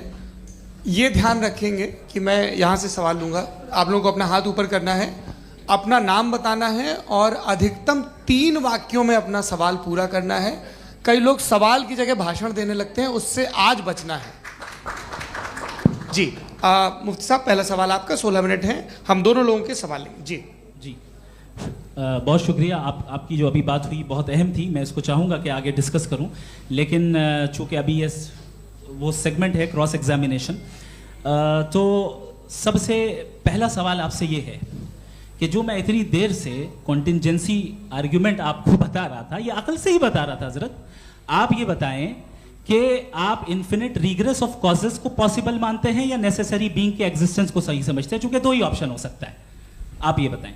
देखिए, आपको मैं ईमानदारी से बात करूँ, एक तो मैं कॉन्टिजेंसी वर्ड ठीक से समझता नहीं, और इस वक्त भी जो आपने अंग्रेजी के अल्फाज इस्तेमाल किए वो ज़रा थोड़े से मुझे डिफ़िकल्ट और कॉम्प्लिकेटेड लगे, तो आप ज़रा सिंपल ज़बान में सवाल कर सकते हैं? बिल्कुल कर सकता हूँ जी। यूनिवर्स की हर चीज़ कॉन्टिंजेंट होने का मतलब ये है कि वो अपने एग्जिस्टेंस में किसी के ऊपर डिपेंडेंट है। जो भी चीज़ डिपेंडेंट होगी वो चीज़ इंडिपेंडेंट नहीं हो सकती, तो उसका कोई ना कोई कॉज होगा। तो अब आप क्या समझते हैं कि ये इन्फिनिट रिग्रेस है, यानी कॉज पर कॉज, कॉज पर कॉज, कॉज पर कॉज, और कभी कोई यानी ये एंडलेसली चलता रहा? क्योंकि अगर ऐसा होगा तो हम तो एग्जिस्टेंस में आते ही नहीं। लॉजिकली ये मुत्तफक अलैह चीज़ है, मुत्तफक अलैह अग्रीड अपॉन। ओके, इस पे हमने एग्री किया था कि मुश्किल शब्द आएगा तो अर्थ बताना पड़ेगा। तो इन्फिनिट रिग्रेस तो पॉसिबल नहीं है, तो कहीं ना कहीं आपको रुकना पड़ेगा ऐसे नेसेसरी बीइंग पर। नहीं, कोई जरूरत नहीं रुकने की। किसने कहा आप रुकना पड़ेगा? आप रुकते हैं खुदा पे, आप नहीं रुकते। आप कहते हैं वो हमेशा से, जब उस वक्त से है जब वक्त नहीं था। आप कहाँ रुकते हैं कि अब हुआ था वो?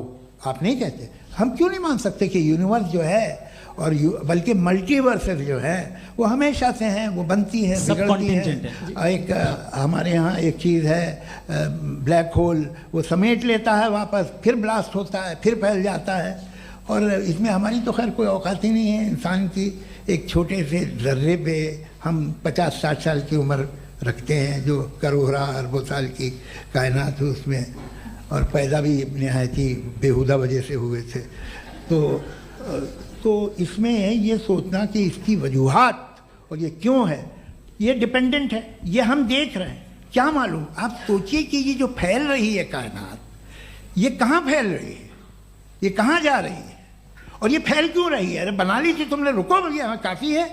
ये फैल क्यों रही है? ये और कौन सी कायनात जिसे मैं दूरबीन से देखता हूँ तो 2 बिलियन लाइट ईयर पे है, उससे मेरा कोई वास्ता ही नहीं है।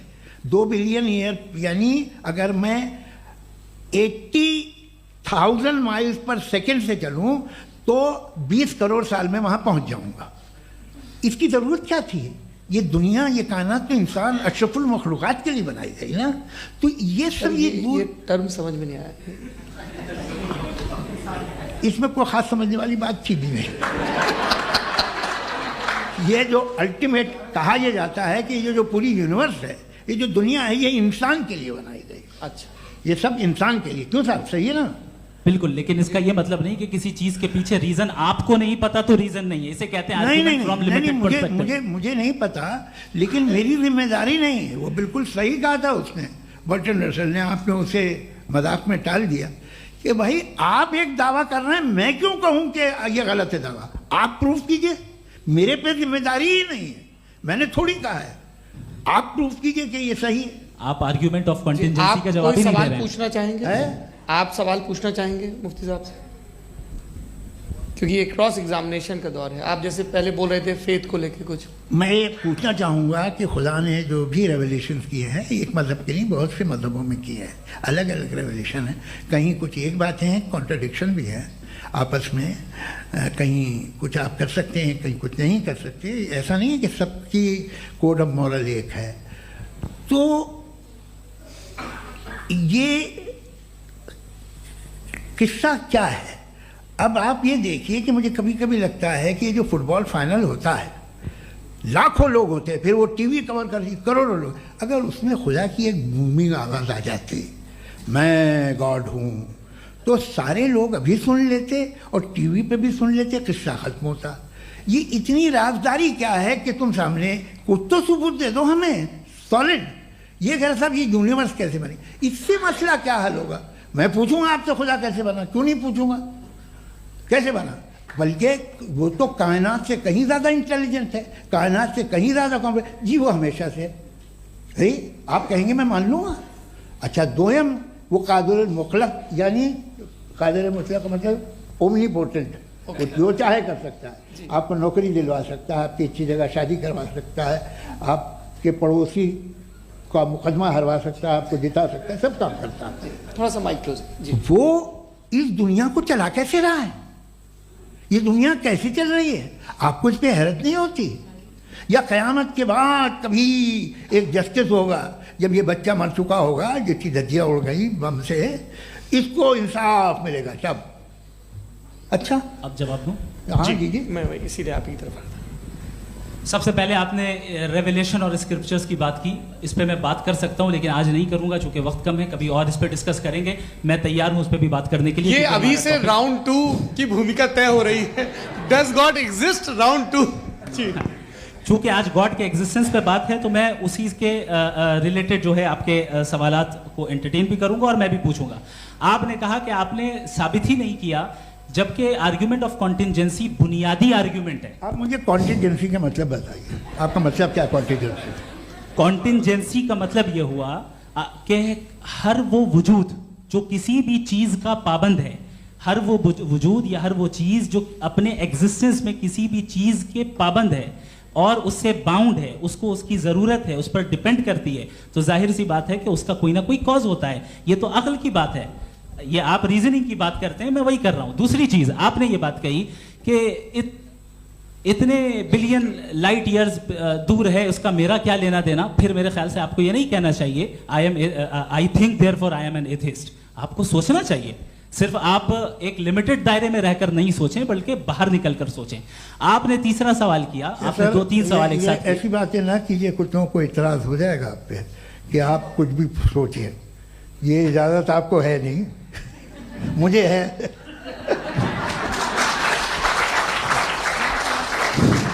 जी, आपने प्रॉब्लम ऑफ इविल के ताल्लुक से सवाल किया और बार बार आप एक लफ्ज रिपीट कर रहे हैं कि ओमनीपोटेंट गॉड है। ऑल पावरफुल गॉड है। यही तो दरअसल समझना है कि गॉड का कॉन्सेप्ट क्या है। प्रॉब्लम ऑफ इविल जो है, प्रॉब्लम ऑफ इविल दर हकीकत दो असम्पशंस पर कायम है। अगर आप इन दो असम्पशंस को समझ जाएं तो ये प्रॉब्लम नहीं रहेगी, आर्ग्यूमेंट आपको समझ में आ जाएगी कि ये कोलैप्स कर जाता है। पॉइंट नंबर 1, यानी जो आपका सबसे पहला फॉल्स असम्पशन है कि गॉड मर्सीफुल है, ऑमनीपोटेंट है, दुनिया में जुल्म हो रहा है। लेकिन आपको ये समझना चाहिए कि हमारे वर्ल्ड व्यू के मुताबिक गॉड सिर्फ ऑमनीपोटेंट और सिर्फ मर्सीफुल नहीं है, बल्कि वो ऑल वाइज भी है और वो ऑल नोइंग भी है। उसके हर काम के पीछे हिकमत और विजडम है। ये कोई जरूरी नहीं है कि वो हिकमत और विजडम आपको समझ में आए या मुझे समझ में आए। अगर आप जो समझ रहे हैं उसके मुताबिक आप फैसला कर रहे हैं, ये लिमिटेड पर्सपेक्टिव से आर्ग्यूमेंट है। और इस चीज को हम अपनी दुनिया में, अपने लाइफ में, डेली लाइफ में इस प्रिंसिपल को एक्सेप्ट करते हैं। हम जब किसी डॉक्टर के पास जाते हैं, डॉक्टर के पास जाकर वो अगर उसने हमें कोई दवाई दी है तो हम ये तो नहीं कहते कि जब तक आपके पास जितना नॉलेज और जितना विजडम नहीं है, आपने क्यों ये दवाई दी है, तब तक हम इस चीज को एक्सेप्ट नहीं करेंगे। नहीं कहते, हम उसकी अथॉरिटी को तस्लीम करते हैं। क्यों? क्योंकि उसकी हम जानते हैं कि वो नॉलेजेबल है, वो विजडम वाला है, हमसे ज्यादा नॉलेज और हमसे ज्यादा विजडम है। बताएं सर। नहीं, डॉक्टर में और खुदा में बड़ा डिफरेंस है। डॉक्टर पढ़ा लिखा होता है, एक तो मैं उसकी बात सुनूंगा। दोयम ये नहीं, कुछ जवाब तो ये भी नहीं है सर। प्लीज, अगर सब ऑडियंस से बोलने लगेंगे तो फिर मतलब नहीं सिविलाइज्ड बहस का। मतलब आप ये कहें कि चूंकि आप डॉक्टर पे बिलीव करते हैं इसलिए खुदा पे बिलीव किए, क्या ये मिसाल आपको समझाने के लिए आर्गुमेंट है, इस पे आपको एतराज नहीं है। तो सिंपल बात ये है कि मैं अगर ये यकीन कर लूँ कि एक ओमनीपोटेंट, उसकी मसलहत है, ये जो बच्चे मर रहे हैं ये मसलहत है उसकी, मुझे नहीं चाहिए इसकी मसलहत। उसकी मसलहत नहीं, यही तो समझना है, मतलब एक्सपीरियंस। अच्छा, इस आपने अभी मेरी बात पूरी सुनी नहीं। मैंने कहा आपका पूरा आर्ग्यूमेंट दो फॉल्स असम्पशंस पर है। एक फॉल्स असम्पशन मैंने बता दिया, दूसरा फॉल्स असम्पशन ये है कि इस दुनिया में इविल के होने का कोई गुड रीजन नहीं है, जबकि हमारे पास बाज रीजंस मौजूद हैं, हमारे पास बाज वजूहात मौजूद हैं। अगर इस दुनिया में इविल ना हो तो आप गुड को डिफाइन कैसे करेंगे? अगर जुल्म ना हो आप इंसाफ को समझेंगे कैसे? अगर तारीकी ना हो तो आप लाइट को समझेंगे कैसे? बहुत अच्छे। अभी और सुन लें, अभी और बाकी है। ये तो बात बहुत पसंद आई साहब मुझे कि जब तक रेप ना हो तब तक औरतों की इज्जत का ख्याल आपने मेरा जवाब पूरा सुना ही नहीं। जब तक के बच्चों का कत्ल ना किया जाए तब तक आपको बच्चों की मासूमियत की इज्जत। आपने पूरा जवाब सुना ही नहीं। क्या बात है, क्या आपने नुक्ता निकाला? आपने पूरा जवाब सुना ही नहीं। आप सुन लें, मेरी बात सुन लें। ये मैंने आपको एक चीज बताई। दूसरी चीज, इस दुनिया में हम आए हैं टेस्ट के लिए, हमारा टेस्ट हो रहा है और हर इंसान का अलग अलग अंदाज में टेस्ट होता है। और इस दुनिया में अगर इविल मौजूद है तो वो इविल जरिया है हमारे अंदर ह्यूमन नोबल क्वालिटीज को डेवलप करने का और अलग अलग फील्ड में प्रोग्रेस करने का। और अगर हमारे अंदर और इस दुनिया में इविल नहीं होता तो बताइए टेस्ट का मतलब क्या होता? अगर मैं अपने स्टूडेंट को एमसीक्यूज दूं और उसमें सिर्फ राइट आंसर लिख कर दे दूं और कहूं तुम्हारा टेस्ट हो गया, ये मीनिंगलेस है। इस दुनिया में अगर हम टेस्ट के लिए आए हैं तो जाहिर है गुड एंड इविल दोनों मौजूद है। तो अगर गुड एंड इविल दोनों मौजूद है तो ये इविल भी खुदा का बनाया हुआ है? जी हाँ, खुदा का बनाया हुआ है। लेकिन अच्छा, चलो अच्छी बात। जी बिल्कुल, तो बिल्कुल खुदा ने बनाया। अभी तो ये है कि जो मेजॉरिटी है दुनिया में वो इविल है, तो ये खुदा एक्चुअली इविल के साइड पे लग रहा है मुझे। बिल्कुल भी मैं बताता हूं। मेजॉरिटी में तो वो है। क्या बात कर रहे हैं भाई आप? मैं बहुत कोई भी जो मुंसिफ होगा, चाहे आपका अपना घर हो जिसके आप सबसे बड़े हैं, चाहे आपकी ऑर्गेनाइजेशन हो जो आप चलाते हैं, वहां पर आप इविल रखेंगे साबित करने को कि बाकी लोग शरीफ हैं? मेरी बात सुन क्या ये आर्ग्यूमेंट ही गलत है? अगर कि जब तक के कोई इविल नहीं होगा तब तक के शरीफ आदमी शरीफ नहीं लगेगा। अगर एग्जामिनर गलत ऑप्शन दे रहा है तो एग्जामिनर इविल नहीं हो गया, जो गलत ऑप्शन को सेलेक्ट कर रहा है वो फेल होगा। क्रिएटर ने इविल को बनाया है लेकिन वो इविल नहीं है। अच्छा सुनिए मेरी बात, लेट मी कंप्लीट सर। जी जी। क्रिएटर ने इविल को बनाया है टेस्ट के लिए, वो इविल नहीं है। इविल वो होगा जो उसे इख्तियार करेगा। छुरी को बनाने वाला गलत नहीं होता है, छुरी का गलत इस्तेमाल करने वाला गलत होता है। रेप को कैसे गलत इस्तेमाल करते हैं? रेप इंसान के फ्री विल का नतीजा है। ये रेप कैसे गलत इस्तेमाल होता है? ये मुझे अब सुन लें, अब सुन लें। गलत इस्तेमाल होता है। हाँ मैं बता रहा हूँ ना, कैसे गलत? मैं बता रहा हूँ कि जो इविल इस दुनिया में मौजूद है उसके कई सारे तरीके हैं। एक तरीका इंसान का अपना फ्री विल है। अब अगर कोई रेपिस्ट रेप कर रहा है तो इसका गॉड का कसूर नहीं है, वो अपने फ्री विल का गलत इस्तेमाल कर रहा है, उसको सजा मिलनी चाहिए। अच्छा। और उसी के लिए जहन्नम बनाई गई है। ये फ्री विल का भी बड़ा चक्कर। आप जब कोई बुरा काम करते हैं या कोई बुराई होती है तो ये कहा जाता है कि ये फ्री विल है। 7 billion free wills are moving on this planet. 7 billion free will. और एक आदमी अपनी फ्री विल से मुझे कत्ल कर दे तो मैं खुदा की मर्जी से मरा हूँ कि इसकी फ्री विल की वजह से? मेरी मौत खुदा के हाथ है या ये फ्री विल वाले के हाथ है? खुदा ने फ्री विल का निजाम बनाया है और उस निजाम का गलत इस्तेमाल करके कोई आपको मार रहा है, इस्तेमाल करके मेरा कत्ल कर देता है। अब मेरी मौत का जिम्मेदार कौन है? वो इंसान जिम्मेदार है। वो इंसान। जी। तो ये कहना कि और उसको सजा मिलेगी। तो अब आप आगे चलिए कि ये तय करना कि अल्लाह ही या खुदा, सॉरी अल्लाह ने, खुदा ही जिंदगी देता है, खुदा ही मौत देता है, ये गलत है। बिल्कुल गलत नहीं है। हाँ, नहीं, निजाम उसी ने बनाया फ्री विल का। निजाम मौत और हयात का उसी ने बनाया। You are contradicting yourself. अभी आपने कहा कि एक आदमी ने फ्री विल से आपको मार दिया, इसमें उसे फ्री विल दी गई थी, उसने गलत इस्तेमाल किया। 7 billion free wills are moving on this planet और आप चाह रहे हैं कि मैं सिर्फ खुदा का ध्यान करूं। ये 7 बिलियन फ्री विल्स को मुझे लुक आफ्टर करना पड़ेगा कि नहीं? ये तो तबाहियां कर रही हैं और तबाहियां ज़्यादा हो रही हैं। बिल्कुल। तो अगर आप बताएं अगर खुदा नहीं है फॉर एग्जाम्पल, तो आप इविल को कैसे डिसाइड करेंगे? यानी how can you define evil objectively without God? देखिए, दुनिया में 2 तरह के जानवर हैं। एक जो अकेले रहते हैं जंगल में और एक जो ग्रुप्स में रहते हैं। ग्रुप में जो भी रहेगा, चाहे वो आपका फाउंडेशन हो, चाहे कोई क्लब हो, चाहे कोई पॉलिटिकल पार्टी हो, चाहे कोई यूनिट हो, उसमें आपको इंटरैक्ट करने के रूल बनाने पड़ेंगे। यानी लोग तय करेंगे। लोग तय करेंगे। अगर लोगों ने ये तय किया कि किसी का रेप करना सही है, आप जस्टिफाई करेंगे? नहीं, आपका फाउंडेशन तो ये हो गया ना कि लोग ही विल डिसाइड करेंगे। नहीं, अरे दुनिया में ऐसे ग्रुप्स हैं जो रेप को जायज़ मानते हैं सर्टेन हालात में। मैं डिटेल में नहीं जानूंगा, आप भी जानते हैं। ये जो आईसिस वाले थे जिन्होंने क्या किया था, तो उन्होंने क्या किया उसका खुदा से कोई ताल्लुक नहीं है सर। मैंने सिंपल सवाल किया कि इविल को आप डिफाइन करते कैसे हैं? आगे वापस आइए जी। आप साथ में तभी रह सकते हैं जब कुछ आप ऐसे उसूल डेवलप करें जिसमें हर एक का बेसिक तहफ़्फ़ुज़, हर एक का बेसिक राइट हो और हर एक को कोई आराम मिले। यही तरीक़ा है किसी भी ऑर्गेनाइजेशन जिसमें एक से ज़्यादा लोग हैं और वो ऐसे चलती है ज़िंदगी। उसमें अगर आप गड़बड़ करेंगे तो तबाही होगी, नुकसान होगा, बर्बादियाँ आएंगी। और अगर उसमें आप घर ले लीजिए ना, एक हस्बैंड है, एक वाइफ है, बच्चे हैं, वालदा भी हैं, 2 बहनें भी हैं, एक भाई भी है।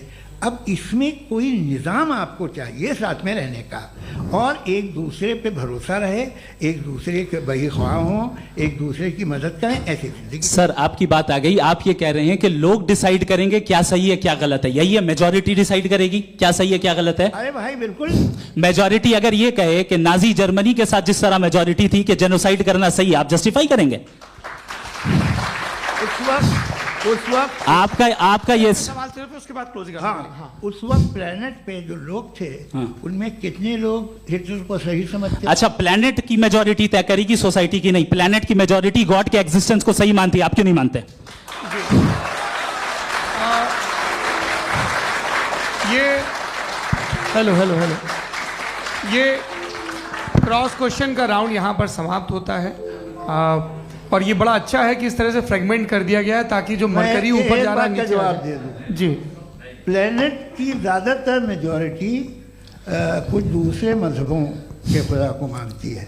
आप उन्हें क्यों नहीं? आप तो मेजॉरिटी की बात कर रहे हैं। अच्छा, ये क्लोजिंग आप ये कह रहे हैं इविल और गुड को डिसाइड मेजॉरिटी करेगी। मेजॉरिटी जो कर दे वो सही हो जाएगा। क्लोजिंग इसको जैसा आप ही लोगों ने तय किया है उसी फॉर्मेट को फॉलो कर लेते हैं।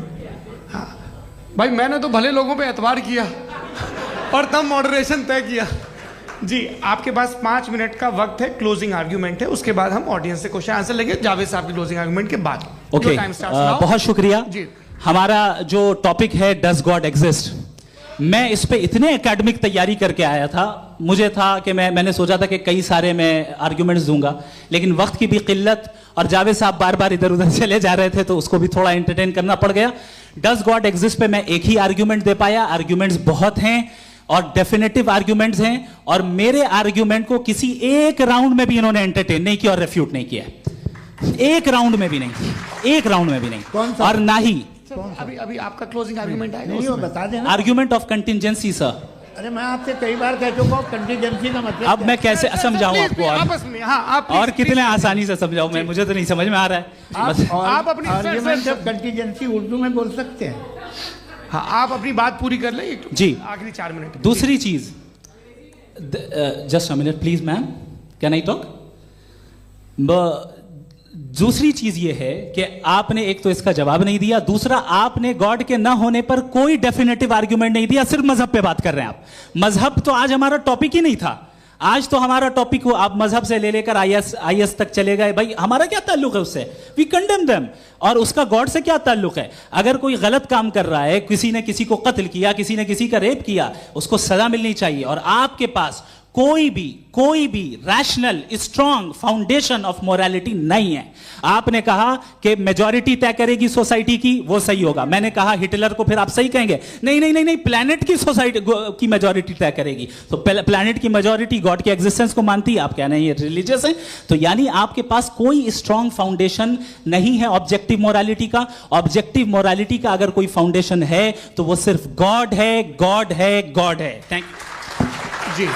ये मुफ्ती शमाइल नदवी साहब का क्लोजिंग आर्ग्यूमेंट था। अब हमारे पास जी जी ये बड़ा अच्छा है कि दोनों लोगों को मॉडरेटर से शिकायत भी और बोल रहे भाई हमारी शाबाशी भी तो करते चलो। अब मेरी बात जी, आपके पास जावेद अख्तर साहब 5 मिनट का वक्त है, ये आपका क्लोजिंग आर्ग्यूमेंट है, टाइम रीसेट कर दें जी।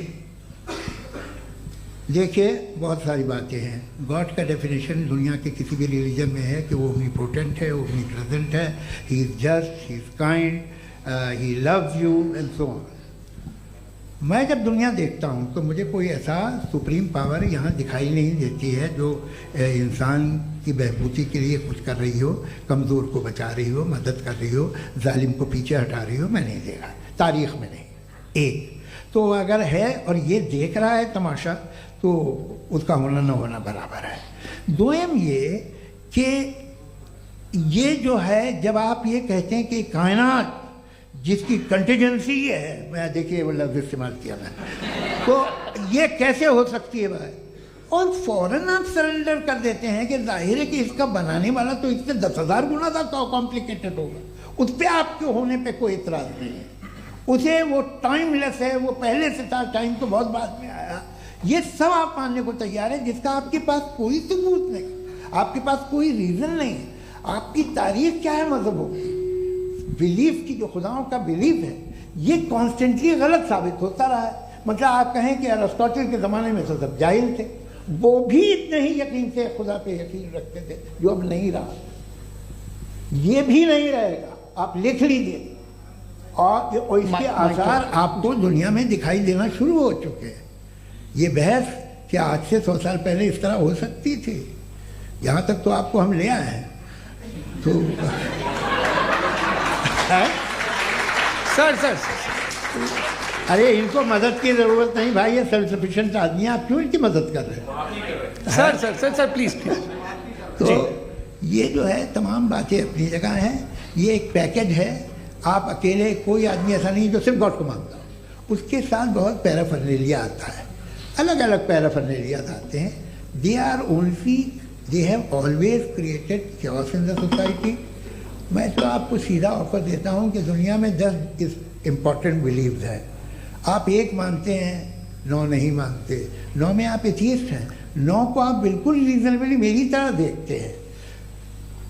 तो 90 मजहबी आदमी भी 90% एथियस्ट है, वो दूसरे खुदा नहीं मानता, एक खुदा मानता है अपना वाला, बाकियों को कहता है गलत है। अगर आप मानना ही बंद कर दे तो आपका 10% चांस है कि आप सही हैं और 90% चांस है कि आप गलत हैं। मेरा मशवरा है, आप मानना छोड़ दिए तो 50% चांस होगा कि आप सही हैं और 50% चांस होगा, 40% आप गेन करेंगे बाय बिकमिंग एन एथियस्ट।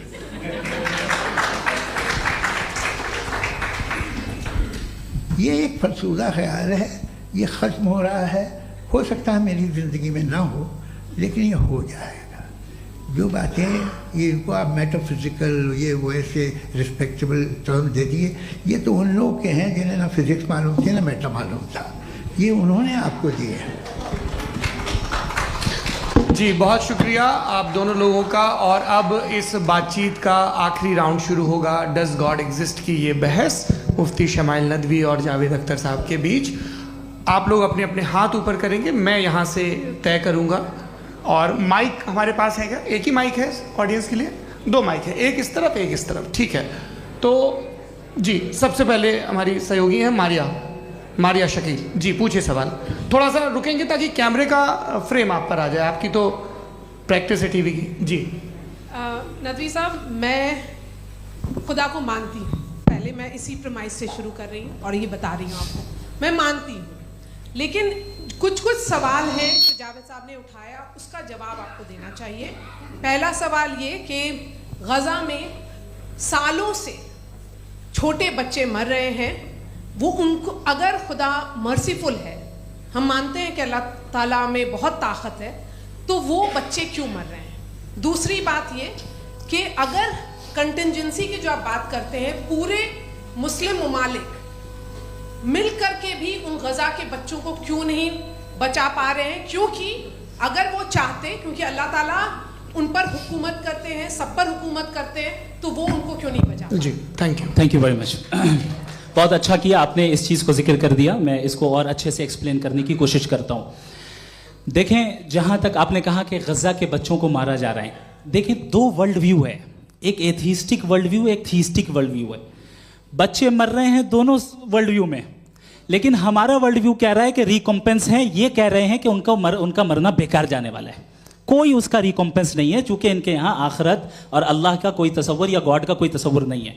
आपने ये सवाल किया कि गॉड मर्सीफुल है, क्यों नहीं रोकता? ये मैंने बताया कि ये मिसकंसेप्शन है लोगों के दरमियान कि गॉड को सिर्फ मर्सीफुल और ओमनीपोटेंट समझते हैं। गॉड के सिर्फ यही 2 एट्रीब्यूट्स नहीं हैं, गॉड के कई सारे एट्रीब्यूट्स हैं, उनमें से अल हकीम भी है, उनमें से ऑल वाइज भी है, ऑल नोइंग भी है। लिहाजा अगर इस दुनिया में किसी को तकलीफ आ रही है और गॉड उसको नहीं रोक रहा है, वो इसलिए नहीं रोक रहा है चूंकि इंसानों को फ्री विल दिया गया है। ठीक इसी तरीके से अगर एक डॉक्टर किसी छोटे बच्चे को इंजेक्शन लगा रहा है, उसे तकलीफ पहुंच रही है, उसके लिमिटेड पर्सपेक्टिव के एतबार से यह गलत हो रहा है और डॉक्टर बुरा है। लेकिन जब आप ब्रॉडर पिक्चर को देखेंगी, आपके और हमारे पास सिर्फ एक पिक्सल है, हमें इतना नजर आ रहा है कि गज़ा में कत्ल हो रहा है, लेकिन इसके पीछे कितना रिकॉम्पेंस उनको मिलने वाला है, पूरा पिक्चर गॉड के पास है। तो एक पिक्सल से आप पूरे पिक्चर को कभी भी जज नहीं कर सकती। आप इसमें कुछ जोड़ना चाहेंगे? आपको कुछ बोलना है इसमें? भैया आपने बहुत अच्छा जस्टिफिकेशन दिया, या आप वो जो वहाँ के प्राइम मिनिस्टर इजराइल के उन्हें भेजिए, वो बहुत खुश होंगे। आप जस्टिफिकेशन दे देना कि अगर गॉड नहीं है तो बच्चे क्यों मर रहे हैं, आप बताएं। वो ये सवाल पूछ रहे हैं कि अगर आप ईश्वर का अस्तित्व नहीं मानते हैं तो उन बच्चों की मौत को आप कैसे इंटरप्रेट करते हैं?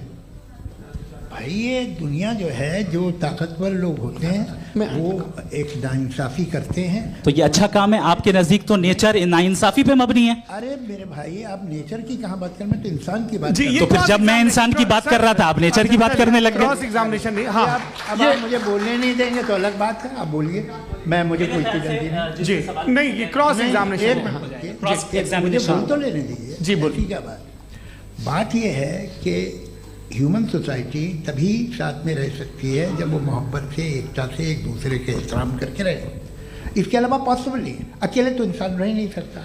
वहाँ पर कुछ लोग हैं जो फाउल करते हैं, वो फाउल हमेशा से तारीख में होता आया है। आज ये हो रहा है, जो हो रहा है बहुत बुरा हो रहा है, बहुत जालिमाना है, बहुत जाबराना है। उसको आप कहें कि ये बच्चों को कॉम्पनसेशन मिल जाएगा या इसकी इंजेक्शन है, इंजेक्शन तो हेल्थ के लिए दिया जाता है। आप ये कह रहे हैं कि ये बच्चों की जो धज्जियां उड़ रही हैं ये इंजेक्शन है, ये टेस्ट है, ये टेस्ट है, और उस टेस्ट में उनको ऐसा रिकॉम्पेंस मिलेगा जो आपके तसव्वुर के बाहर है। ये आप 3 बरस के बच्चे को बारूद से उड़ा के टेस्ट ले रहे हैं? वाह, वो नहीं ले रहा है, खुदा नहीं उड़ा रहा है, इजराइल उड़ा रहा है। जी, ये तो उसको कंडेम अगला सवाल लेते हैं प्रोफेसर पुरुषोत्तम अग्रवाल। मुफ्ती साहब, एक निवेदन आपसे है कि कम से कम थोड़ा सा माइक क्लोज एक रिलीजियस और फिलोसफिकल कर मैं प्लीज एक रिलीजियस और फिलोसफिकल ट्रेडिशन है जो ब्रह्मांड को यानी यूनिवर्स को ही अंतिम मानती है। सर्वम खलु इदम ब्रह्मम, this is Chandogya Upanishad and it completely rules out the existence और नेसेसिटी, आपके शब्दों में necessity of a creator. The creation itself is the creator. तो एक मिनट प्लीज। दूसरा जो सवाल आपने अभी जो आप बार बार कह रहे हैं कि भगवान विद्वान भी है, वाइज, सब जानने वाला, तो अगर विजडम में दुनिया भर के पापों और अत्याचारों को बर्दाश्त करना शामिल है तो फिर इसका मतलब ये हुआ कि अगर मैं फ्री विल से उसको अपोज करता हूं तो ईश्वर की विजडम और मेरी फ्री विल में कॉन्ट्राडिक्शन है। Because when I am opposing whatever is happening in Gaza then I am opposing the God's will और गॉड्स विजडम। जवाब लेते हैं तो गॉड की विजडम, एक मिनट सौरभ प्लीज सर, ये एक जुमला। गॉड की विजडम है कि गाजा में जो कुछ हो रहा है वो हो रहा है, मैं उसका अपोज कर रहा हूं तो मैं गॉड की विजडम के खिलाफ जा रहा हूं। एक सवाल। दूसरा ये नहीं आपने दो ऑलरेडी। सर आप और सवाल कर लें लेकिन मुझे दो जवाब दे। पहले आपने ये कहा, सुनिए मेरी बात सुनिए। इजराइल के गॉड के मुताबिक तुम्हारा ठीक हो रहा है ना? नहीं हो रहा है, ठीक नहीं हो रहा है। मैं बता रहा हूँ क्या हो रहा है, आप तशरीफ रखिए, मैं बता रहा हूँ क्या हो रहा है। Let me complete please. एक सेकंड गाइस, एक सेकंड। ये देखिए ऐसा है कि ये सब बड़ा आपस में विचार विमर्श के बाद ये तय हुआ था कि कुछ नियम बना लिए जाएं ताकि एक टाइम बाउंड बातचीत चले। और भाई साहब आप बड़ा जरूरी काम कर रहे हैं लेकिन कैमरे के फ्रेम में आके उस काम को गड़बड़ कर दे रहे हैं। ठीक है गुरु, अब मेरे को कहीं का गुस्सा कहीं निकालना था, सॉरी। नहीं कोई गुस्सा नहीं है जी। तो प्रोफेसर ने सवाल पूछे, आप उनके जवाब दें और थोड़ा ये सब लोग थोड़ा ख्याल रखें भाई, सवाल संक्षिप्त रखें जी। आपने दो सवाल किया। सबसे पहला ये कहा कि हमारे पास ये कॉन्सेप्ट है कि ये यूनिवर्स खुद नेसेसरी बीइंग है, creation itself is the creator. How irrational is this कि मैं एग्जिस्ट करूंगा बाद में लेकिन अभी एग्जिस्ट कर भी रहा हूं, यानी एक ही टाइम में एग्जिस्ट भी कर रहे हैं नहीं भी कर रहे हैं। This is not true. दूसरी चीज आपने कहा कि अगर इजराइल में सॉरी माफ कीजिएगा, Israel doesn't exist, occupied Palestine में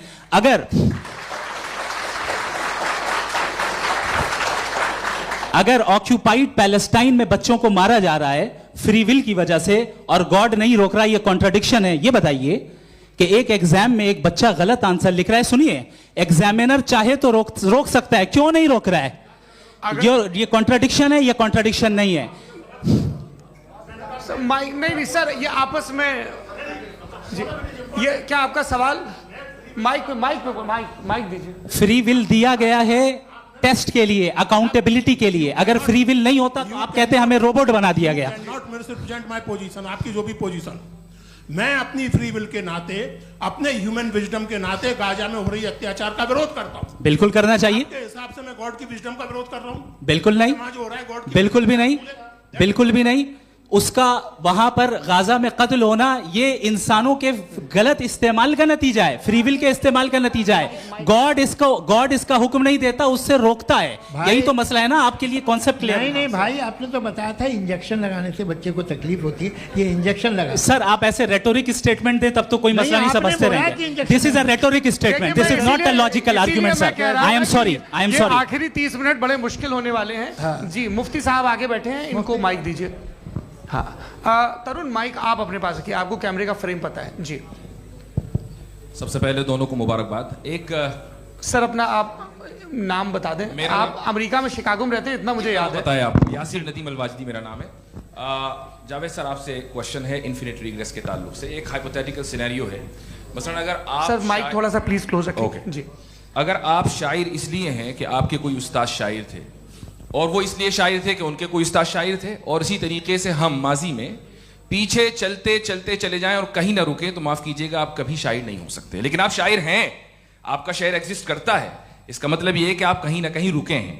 तो मेरा सवाल ये है कि क्या आप इन्फिनिट रिग्रेस ऑफ कॉजेस को लॉजिकल फैलेसी मानते हैं या नहीं मानते? हाँ या ना? मैं इन्हें लॉजिकल फैलेसी नहीं मानता हूँ, लेकिन मेरा प्रॉब्लम यह है कि जब मैं नहीं मानता हूँ तो I will continue with this logic जो फैलेसी नहीं हो। आप एक जगह रुक जाते हैं जाके, आप कहते हैं ये गेंद कैसे बनी, ये जजीरा कैसे बना, ये समंदर कैसे बना, ये ज़मीन कैसे बनी, और अचानक गॉड पे जाके आपको ब्रेक लग जाता है।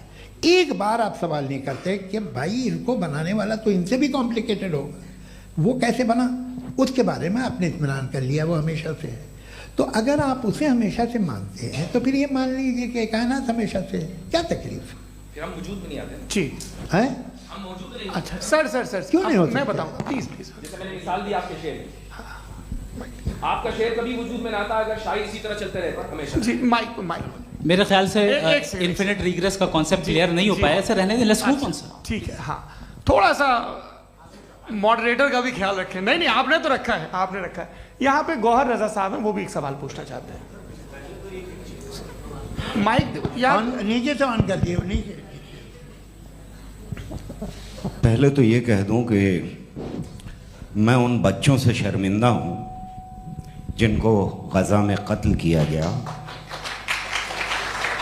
क्योंकि हमारे होते हुए कत्ल किया गया। लेकिन उससे ज़्यादा शर्मिंदगी इस बात से हुई कि मुझे लगा कि मुफ्ती साहब उसको जस्टिफाई कर रहे हैं।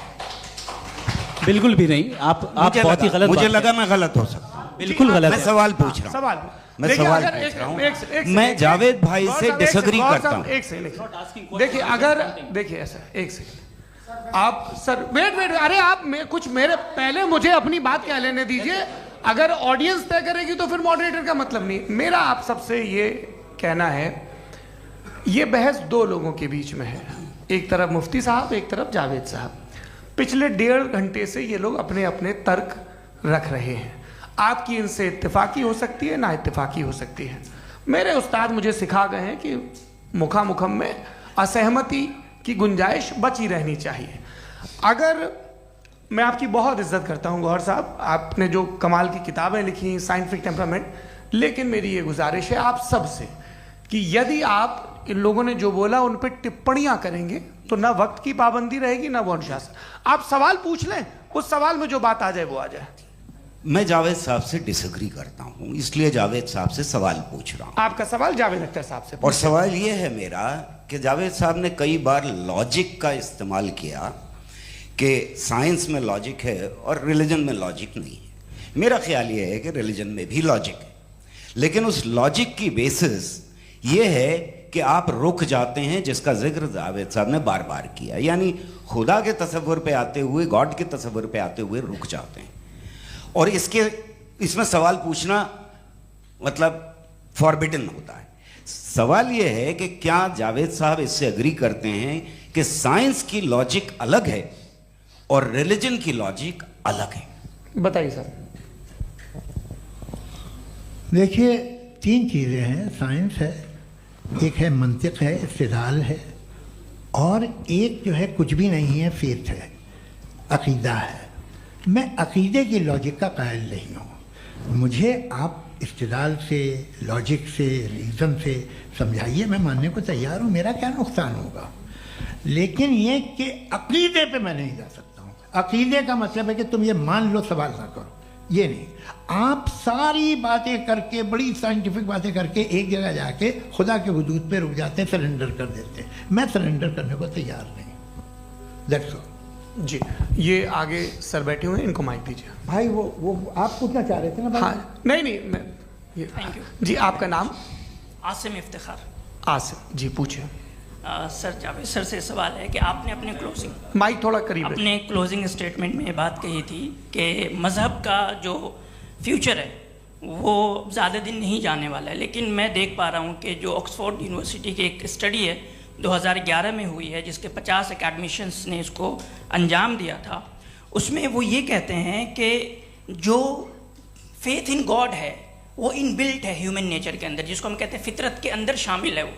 और वो ये कहते हैं कि अगर कोई ये समझता है कि मज़हब को वो ख़त्म कर देगा तो ये उसकी गलत फहमी है। तो आप इसके बारे में, इस स्टडीज़ के बारे में क्या कहते हैं? ठीक है, मैं उनसे एग्री नहीं करता हूँ। वो कौन से प्रोफेसर होंगे? ऐसा उनके क्या पास डेटा है, इन्होंने डेटा के बेस होगा। डेटा क्या हो सकता है? फ्यूचर का डेटा तो नहीं हो सकता ना उनके पास, प्रेजेंट का डेटा हो सकता है। डेटा आपने सुना 100 साल पहले का बाद का डेटा? मैंने तो नहीं सुना आज तक। तो आज उनकी ये राय है और होगी राय, ठीक है, दुनिया में तरह तरह की राय है लोग, लेकिन मैं समझता हूँ कि वक्त के साथ इंसान ज़्यादा से ज़्यादा रीज़नेबल और लॉजिकल होता जा रहा है। आज आप देखिए वेस्टर्न यूरोप में क्या परसेंटेज है नॉन बिलीवर्स की, बहुत हाई, वहाँ चर्च खाली पड़े होते हैं। तो अल्टीमेटली तो इंसान कोई ऐसी बात बहुत अरसे तक नहीं मान सकेगा, चाहे गलत या सही, जो उसे उसके दिमाग को, उसके जहन को, उसके लॉजिक को अपील न करे। वो कह रहे हैं तो ऑक्सफोर्ड के होंगे तो कैम्ब्रिज के होंगे, तो मुझे क्या लेना देना, उनका डेटा मुस्तकबिल का नहीं हो सकता है। जी दीपक, हाँ पूछिए। मैं आऊँगा, अभी पीछे की साइड भी आऊँगा, माइक वहीं भेजूंगा 2-3 साल के लिए। जी जावेद साहब, आपसे सवाल है। नमस्ते। अरे भाई सर, अगर आप ही लोग तय करना है तो फिर 200 लोग तय कर लें। ये सब नहीं sir, please don't do this sir. Sir everybody has a right sir, but we can only take selected questions. No sir, ये यंग लोग भी हैं तो इनकी ये अब उतने यंग, भाई आप यंग हैं कि नहीं हैं? वो कह रहे हैं वो भी यंग हैं साहब, आप उनकी नौजवानी पर दावा उनको ही करने थे। हाँ मुफ्ती साहब आप यंग, हाँ पूछे। अरे भैया सर मेरा सवाल ये है, कुछ इनसे भी तो पूछो। जी नहीं, बस आपसे एक सवाल है। जैसे थीस्टों के पास अपने जो ईश्वर को मानते हैं उनके पास अपने सोशल गेट टुगेदर्स हैं, 5 रोज़ा क्रिसमस आने वाला है, होली है, दिवाली है, ईद है। एथिस्ट क्या ऑफर कर रहे हैं? मतलब मैं इनकी दुकान से बोलूं मैं आना चाहता हूं उस तरफ, पर मैं अट्रैक्ट नहीं हो पा रहा हूं। मैं सोशल गेट टुगेदर्स क्या है आपके पास? वो ये कह रहे हैं कि जो धार्मिक लोग हैं, अलग अलग धर्म के लोग, उनके उत्सव त्योहार कॉन्ग्रेगेशन बहुत हैं। अब आपको मैं एक सुनाता हूँ, यहाँ हिस्टोरियन भी बैठे हैं। मृदुला जी आप बताइएगा सही है क्या? ये एक कॉन्स्टेंटाइन, एक ग्रीक रोमन बादशाह था जो क्रिश्चियनिटी आने के 400 साल बाद उसने डिसाइड किया कि मैं क्रिश्चियन हो जाऊंगा, मेरी पूरी स्टेट कैंसिल हो जाएगी। उस ज़माने में ऐसे ही होता था, राजा जो धर्म इख्तियार करता था वो जनता भी कर लेती थी, इसलिए कि वो हो गया था बैंकरप्ट, और उसे जो मेडिटेरियन कोस्ट के रिच क्रिश्चियन वो थे मर्चेंट, उससे पैसा चाहिए था। तो उसने कहा यार क्रिश्चियन हो जाओ। तो उसने अपने वजीर से कहा कि भाई ये हिस्ट्री है कि अब हम लोग क्रिश्चियन हो जाते हैं। पहले सर हो जाएंगे, कोई प्रॉब्लम नहीं है, लेकिन एक प्रॉब्लम ये है कि 17 दिसंबर से 25 दिसंबर तक जो पेगन फेस्टिवल होता, जो पेगन थे वो लोग, जो फेस्टिवल होता है वो बंद हो जाएगा, इसलिए कि हम क्रिश्चियन हो गए तो होगा नहीं। तो वो बच्चों को बहुत बुरा लगेगा, पब्लिक को बहुत इन्जॉय करते हैं, खासतौर से 25 को मेन डे। उसने कहा हाँ ये तो सही कह रहे हो, ये जीसस क्राइस्ट की पैदाइश कब थी? कहते साहब वो अप्रैल में थी। नहीं कट करो, वो 25 दिसंबर को है। यह हकीकत है जी। और 400 साल बाद क्रिश्चियनिटी के अप्रैल से दिसंबर ले आए, और इसलिए कि यहाँ पेगन फेस्टिवल होता था। अब मनाते हैं आप आराम से। ये जो सारे फेस्टिवल हैं ये रिलीजन से, हर एक को एक इंटरटेनमेंट डिपार्टमेंट चाहिए होता है अपनी कंपनी चलाने के लिए। तो ये रिलीजन ने, ये सेकुलर त्यौहार थे जिन्हें रिलीजन्स ने ले लिया है। ये मौसम के थे, फसलों के थे, किसानों के थे, उसको आपने लेकर रिलीजियस रंग दे दिया। ये कोई रिलीजन से थोड़ी आए आप। अच्छा हमें देखिए, हम तो मुल्द हैं, हम ईद मनाते हैं, हम दिवाली मनाते हैं, हम होली मनाते हैं, हम क्रिसमस मनाते हैं। बम्बई की फिल्म इंडस्ट्री की सबसे बड़ी होली हमारे घर में, सबसे बड़ी ईद हमारे घर में। वो हमारी सोशल वो है, हमारा हेरिटेज है। ऐसा थोड़ी है कि we will throw the baby along with the water. ये तो अच्छी चीज़ है, इन्हें रखो, जो बेकार है फेंक दो। जी हाँ हेलो जी, मेरा सवाल नादवी जी से है। जैसा कि आपने बोला कि गॉड टाइम के भी परे हैं, और गॉड इतनी कॉम्प्लेक्स चीज़ है कि उसे ह्यूमन माइंड समझ नहीं सकता, और गॉड ने अर्थ पे फ्री विल भी दे दी है। तो आप अपना वक्त ज़ाया क्यों कर रहे हैं गॉड के बारे में बात करके? अपन को तो बात करनी चाहिए कि सोसाइटी को बेहतर कैसे करें। जी, मैं गॉड वही बताता है सोसाइटी को कैसे बेहतर करें। अभी मैं आपका जवाब देता हूँ। आपने कहा कि टाइम पे वो एग्जिस्ट नहीं करता, सो नहीं, मेरा सवाल ये है कि जैसा आपने बोला कि गॉड बहुत ही कॉम्प्लेक्स चीज है। मैंने कहा ही नहीं कि कॉम्प्लेक्स है, तो आपके अल्फाज हैं। कॉम्प्लेक्स का लफ्ज गॉड के लिए सुइटेबल नहीं है। क्यों? क्योंकि कॉम्प्लेक्स वो चीजें होती हैं जो ऑब्जेक्ट हो। God is not an object जिसको आप इंस्ट्रूमेंट के जरिए लेबोरेटरी में जाके टेस्ट करें, oh it's very complex. No, वो कोई कार का इंजन नहीं है। वो फिलोसॉफिकली नेसेसरी बीइंग ऐसी बीइंग है जो सिंपल बीइंग है। हाँ, आप उसको मुकम्मल तौर पे उसकी तमाम हिकमतों को जान ले और हर चीज को जान ले, ये पॉसिबल नहीं है, क्योंकि वो ऑल वाइज है, आप ऑल वाइज नहीं है, और वो खुदा है, वो आपको सारी चीजें बता दे, ये जरूरी नहीं। मेरा सवाल ये नहीं था, मेरा सवाल ये था कि जब गॉड इतना परे है इस दुनिया से कि उसने अर्थ पे फ्री विल भी दी है, हम सब ह्यूमंस की फ्री विल है, और जो सोसाइटी में हो रहा है वो अपन लोग डिसाइड करेंगे, तो अपन लोग डिसाइड नहीं करेंगे ना, अपन लोग डिसाइड नहीं करेंगे। गॉड जो है, गॉड ने वो उसकी जात, उसकी एग्जिस्टेंस टाइम एंड स्पेस से परे है, लेकिन वो हमारा टेस्ट ले रहा है और उसी गॉड ने हमें बताया कि तुम्हें क्या करना है क्या नहीं करना है, तो जाहिर उस गॉड की बात सुनेंगे ना हम। जी, वो पीछे एक चश्मा लगाए जो मैम खड़ी हैं, उनको दीजिए। हाँ, आप जी जी बिल्कुल आएंगे। देखिए मैं कोशिश कर रहा हूँ सब तरफ जाने की। हाँ, उनको दीजिए माइक। जी, हेलो सर, मैं ओमनी प्रेजेंट नहीं हूँ, टाइम पाबंद हूँ और जहां तक कोशिश कर सकता हूँ करूंगा। जी, अपना नाम बताइए। मेरा नाम उर्सुला है, मैं दिल्ली यूनिवर्सिटी की एक स्टूडेंट हूँ और मैं स्टूडेंट फेडरेशन ऑफ इंडिया से हूँ। मेरा सवाल मुफ्ती जी से है कि इस हॉल के इस कमरे में बैठ के हम लोग रेप की मोरालिटी के बारे में फिलोसफिकली बात तो कर सकते हैं, बट असलियत ये है कि रोज़मर्रा की ज़िंदगी में औरतें रेप के थ्रू गुजरती हैं, और हम लोग सिर्फ नंबर्स पे इस तरह नहीं देख सकते, क्योंकि कितनी औरतें हैं इन कंट्रीज़ में जहाँ पे आप बता रहे हैं कि केसेस कम हैं, जिनका एक्सेस है कि वो जाके केस फाइल कर सकें। कितनी औरतें हैं जो जिनको काम करने की आज़ादी है उन कंट्रीज़ में। यूरोप में ये आज़ादी आ गई, यूरोप में ये रूल्स आ गए, तो हम आज उसके बारे में बात कर पा रहे हैं। जी, जवाब।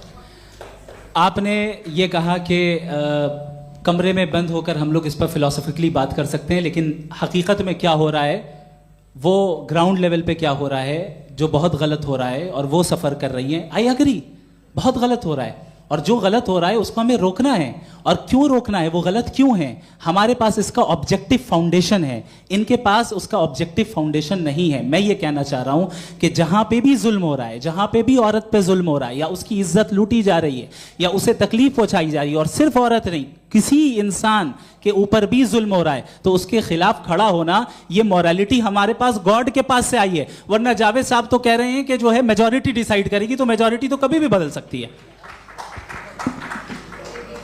क्या आप हाँ। ये थोड़ी सी आपको गलतफहमी है। मैं अगर मेरे जुमले से ये मदना निकला या मैंने कहा, तो ये जुमला मैं वापस लेता हूँ, ये मेरा मतलब ही नहीं था कि मेजॉरिटी डिसाइड करेंगे। मेजॉरिटी डिसाइड करे तो दुनिया में बड़ी, वैसे आपने कहा था ये जुमला। अच्छा, हो सकता है, मैं मान रहा हूँ, बाद में रिकैप कर लेंगे। एक सेकंड मैं अपनी एक्सप्लेनेशन दे रहा हूँ। मुनासिब बात यह है कि हम सब के सब दिल में जानते हैं कि क्या अच्छा है क्या बुरा है, हमें पता है अच्छी तरह से। जो लोग बुरे काम करते हैं उन्हें भी मालूम अच्छा क्या है। यही तो सवाल था हजरत कि फिर ये मोरालिटी आई कहाँ से? Cross examination. हाँ जी, हाँ। मोरालिटी साथ रहने की डिजायर से आई, यानी साथ रहकर जो कुछ कह दे, जो कुछ कर दे, वो हो जाएगा। नहीं नहीं, तो आप कायदे से रह ही कर सकते हैं जब तक लोगों में मोरालिटी हो, वरना क्यास हो जाएगा। ये आपको कैसे पता? जी, हमने देखा ना, जहाँ मोरालिटी का क्यास हो गया, हम देखते हैं। कहाँ पे देखते भाई? दुनिया में। आप जो कह रहे हैं, आप कहीं पे अगर गलत हो रहा है तो उसको आप गलत देखें। आप एपिस्टेमोलॉजी की बात कर रहे हैं, मैं ऑन्टोलॉजी की बात कर रहा हूं। मैं इस बहस के बाद आप दोनों लोगों को चाय पे होस्ट करूंगा, वहां पे क्रॉस एग्जामिनेशन कर लीजिएगा। अभी ऑडियंस का हक मार रहे हैं आप लोग भाई, सर जस्ट लोग हैं आप लोग। और ये भाई ये हाँ, उधर आएंगे, उधर जी सर आएंगे। अच्छा सर, मेरा नाम लईकुर रहमान है और मैं अलीगढ़ मुस्लिम यूनिवर्सिटी का स्टूडेंट हूँ, और जहाँ तक मुझे पता है कि sir you are also product of Aligarh Muslim University. मैं भी उसी चमन का बुलबुल। हाँ सर, तो बहुत खुशी हुई मुझे जान करके कि मैं आपसे मिलूंगा। सवाल सर, मेरा सवाल यह है, सर सैयद अली रहमा का नज़रिया ये था कि खुदा के वजूद को अक़ल के दायरे में रह कर के तलाश करना, न कि पूरी तौर से उसका इनकार कर देना। Sir, how will you define it? नहीं, तो ये तो आप इन्हें बताइए। ये सवाल आपसे खुदा का वजूद साबित कर रहे हैं। नहीं तो सर, आपने इनकार कर रखा है, इस वजह से मेरा क्वेश्चन। उन्होंने यही सर से एक सेकंड, सर सैयद ने यही कहा ना कि अक्ल से आप खुदा के वजूद को साबित नहीं कर सकते, यही कहा ना भाई। वो उन्होंने कहा कर सकते हैं और वो कर दिया गया आज। वो फोन तलाश करना या साबित करना अक्ल से नहीं हो सकता। अरे सवाल तो सुन लीजिए जी। अक्ल से नहीं हो सकता है, यही कहा ना आपने। अक्ल से हो सकता है। अरे वो यही कह रहे हैं भाई, आप बता रहे हो सकता है, वो तो कुछ और। आप अगर सर देखो नौजवान फोन ले लो, वो इतनी कमाल की यूनिवर्सिटी है। अरे भाई दे दो ना जरा, एक मिनट दे दो भाई, मेरी बात सुनो, माइक पे बोलो ताकि जो लाखों लोग देख रहे हैं। माइक दे दो ना। अरे देंगे ना माइक, तुम ठहरो तो। हाँ सर, मेरा सवाल ये था कि सर सैयद अलैहि रहमा का एक नज़रिया था अपना कि खुदा का जो वजूद है उसको अक़ल के दायरे में रह करके तलाश करना है, न कि पूरे तौर से इनकार कर देना है। ये उनका कॉन्सेप्ट था। लेकिन मेरा सवाल ये है कि आप इसको कैसे डिफाइन करते हैं, एक्सप्लेन कैसे करेंगे, मैं आपसे जानना चाहता हूँ, क्योंकि you are the product of Aligarh Muslim University. मुझे अक़ल के दायरे में रख के मैंने बहुत तलाश की, मुझे मिला नहीं। हाँ ये इधर वो चश्मा लगाए जो, हाँ उनको दे दीजिए। जी जी फटाफट पूछिए, बस 5 मिनट है, 5 मिनट में खत्म हो रहा है। हाँ अस्सलाम वालेकुम मुफ्ती साहब, एंड मेरा सवाल जावेद अख्तर साहब से। क्या नाम है आपका? अरे भैया सब मुझे पूछ रहे हो। फैज पूछिए फैज साहब। तो मेरा सवाल ये है कि अभी जो एथियस्ट है वो problem of evil argument use कर रहे हैं अगेंस्ट मुस्लिम्स, राइट? कि इस दुनिया में इतना सारा ईविल है और अगेंस्ट मुस्लिम तो यहाँ अगेंस्ट थियस्ट। हाँ थोड़ा सा करेक्ट कर लीजिए भाई, पूरी मशक्कत ही इसी बात की थी कि किसी एक मजहब पे बात न टिके। जी, तो बेसिकली ये आर्ग्यूमेंट ऐसा है कि इस दुनिया में इतना ज़्यादा ईवल एग्जिस्ट करता है और अगर एक ऑल गुड गॉड है तो वो रोकता क्यों नहीं है? लेकिन इस सवाल में एक हिडन अजम्पशन ये है कि इस दुनिया में ईवल एग्जिस्ट करता है। अब एथियस्ट ये कैसे ऑन्टोलॉजिकली प्रूव कर सकते हैं कि इस दुनिया में ईवल एग्जिस्ट करता है? मैं आपको बताता हूँ, थोड़ा सा समझा। नहीं सर हम लोग इनको सुनिए। नहीं please don't do that. I want to explain ontologically. हम समझ गए सर, इनको अब जवाब देने दीजिए। अच्छा सवाल पूछ लो। मैं अभी तक क्या था वो मैं थोड़ा सा ऐड ऑन कर लेता हूँ। तुम गुरु, तो हम जब इसका राउंड 13 करेंगे ना तब तुमको स्टेज पे बिठाएंगे। जी तो हाँ जल्दी से। तो देखिए एथियज्म के हिसाब से सब कुछ रैंडमली बन गया है, सब कुछ एटम्स और मॉलिक्यूल्स है। एक पत्थर में और मुझ में सिर्फ इतना फर्क है कि हम लोग एटम्स और मॉलिक्यूल्स का अलग अलग रीअरेंजमेंट है। अब एक पत्थर को कोई इंसान तलवार से 2 टुकड़ों में काट दे या मुझे, according to atheism it is same. There is no evil and good according to atheism. जी अच्छा, फैज साहब का सवाल ये है कि हाँ कोशिश भी करते तो इससे गलत सवाल नहीं कर पाते। एक लाइफ फॉर्म है और लाइफ फॉर्म में फीलिंग्स हैं, मतलब लाइफ फॉर्म सुनता है, देखता है, टेस्ट कर सकता है, फील कर सकता है। तो उसकी ये जो क्वालिटी इस बबल में आ गई है वो जानवर में भी है, इंसान में भी है। तो जाहिर है कि उसे कोई तकलीफ पहुंचेगी, तो चूंकि उसके पास वो सेंसिटिविटी है तो मैं करेगा। पत्थर में वो सेंसिटिविटी नहीं है। तो ये क्या सवाल हुआ कि अगर पत्थर को काटा तो पत्थर को तकलीफ नहीं होती, तो आपको काटे तो आपको क्यों तकलीफ हो? बैठ जाइए। जी हाँ अगला सवाल। हाँ पूछे जी जावेद अख्तर साहब। अरे भैया सब आप लोग मुफ्ती साहब को छोड़ रहे हैं, तो मेरे ही पीछे पड़े हैं क्या? फिर चलो बोलो भाई। You asked how God can exist when children die in Gaza. Huh? You asked how God can exist when children die in Gaza, and you also mentioned the rise of atheism in Europe. But the same events also are leading many atheists and non-believers to turn towards faith. How do you interpret this contradiction, where suffering pushes some away from God, yet brings others closer to belief? देखिए आपको एक बात बताऊं, दुनिया perfect तो कहीं भी नहीं है, हर जगह कुछ खामियां हैं। बेटा एक मिनट, मैं आप ही को कहेंगे, देखो वो तो कुछ खामियां, कमज़ोरियां, खराबियां सब जगह है। लेकिन अगर देखोगे ईमानदारी से कि दुनिया सबसे ज़्यादा महज़ब कहाँ है, एक आम शहरी को कहाँ हुकूक हासिल हैं, वो बोल सकता है, अपनी मर्ज़ी से काम कर सकता है, अपनी मर्ज़ी से राय दे सकता है, हुकूमत के ख़िलाफ़ बोल सकता है, बरसरे इक़्तिदार लोगों के बारे में बोल सकता है, सरमायादारों के ख़िलाफ़ बोल सकता है। तो आपको ये स्कैंडिनेवियन कंट्रीज़ में मिलेगा, वेस्टर्न यूरोप में मिलेगा। मैं नहीं कह रहा वो परफेक्ट है, बिल्कुल नहीं, वहाँ बहुत ख़राबियाँ भी हैं, परफेक्ट तो कोई। लेकिन जिन जिन मुल्कों में, लैटिन अमेरिका देखो, गल्फ़ देखो, वहाँ पर आपको ये ज़रूर है कि रेप नहीं होते होंगे। रेप की ज़रूरत क्या है भाई? उसको तो ख़रीद लो, घर में रखो, सड़क पर रेप करने की क्या ज़रूरत है? मगर सुनिए, मगर हकीकत ये है कि वहाँ शख्सी आज़ादी राय देने की, बोलने की नहीं है। जी ये एक आखिरी सवाल मुफ्ती साहब से। हाँ मैम, इनको माइक दीजिए। शुक्रिया। मेरा नाम मनीषा है, मैं हरियाणा से आई हूँ। मैं मुफ्ती साहब से एक बात पूछना चाहती हूँ। आप बार बार जावेद साहब को कॉन्ट्राडिक्ट तो कर रहे हैं कि आपने ये कहा, लेकिन आप भी अजम्पशंस के बेसिस पे बात कर रहे हैं। आपने खुदा के होने का कौन सा प्रूफ पेश किया है खुदा की एग्जिस्टेंस का? अब इस सवाल को अलग रहने दीजिए, कौन एथीस्ट है कौन नहीं है। और दूसरी बात जो आपने एक छोटी सी कही थी कि ये फ्री विल का इस्तेमाल करता है इंसान अपनी, लेकिन इस फ्री विल का इस्तेमाल में मतलब खुदा ने ये दे दी सबको ये इजाज़त कि वो कितना घिनौनापन और कितने ज़्यादा ख़राब से ख़राब तरीके इस्तेमाल कर सकते हैं। जवाब सुनते जी। आप फ्री विल को मानती है ना, या अब कहती है कि फ्री विल नहीं है ना, मानती है ना?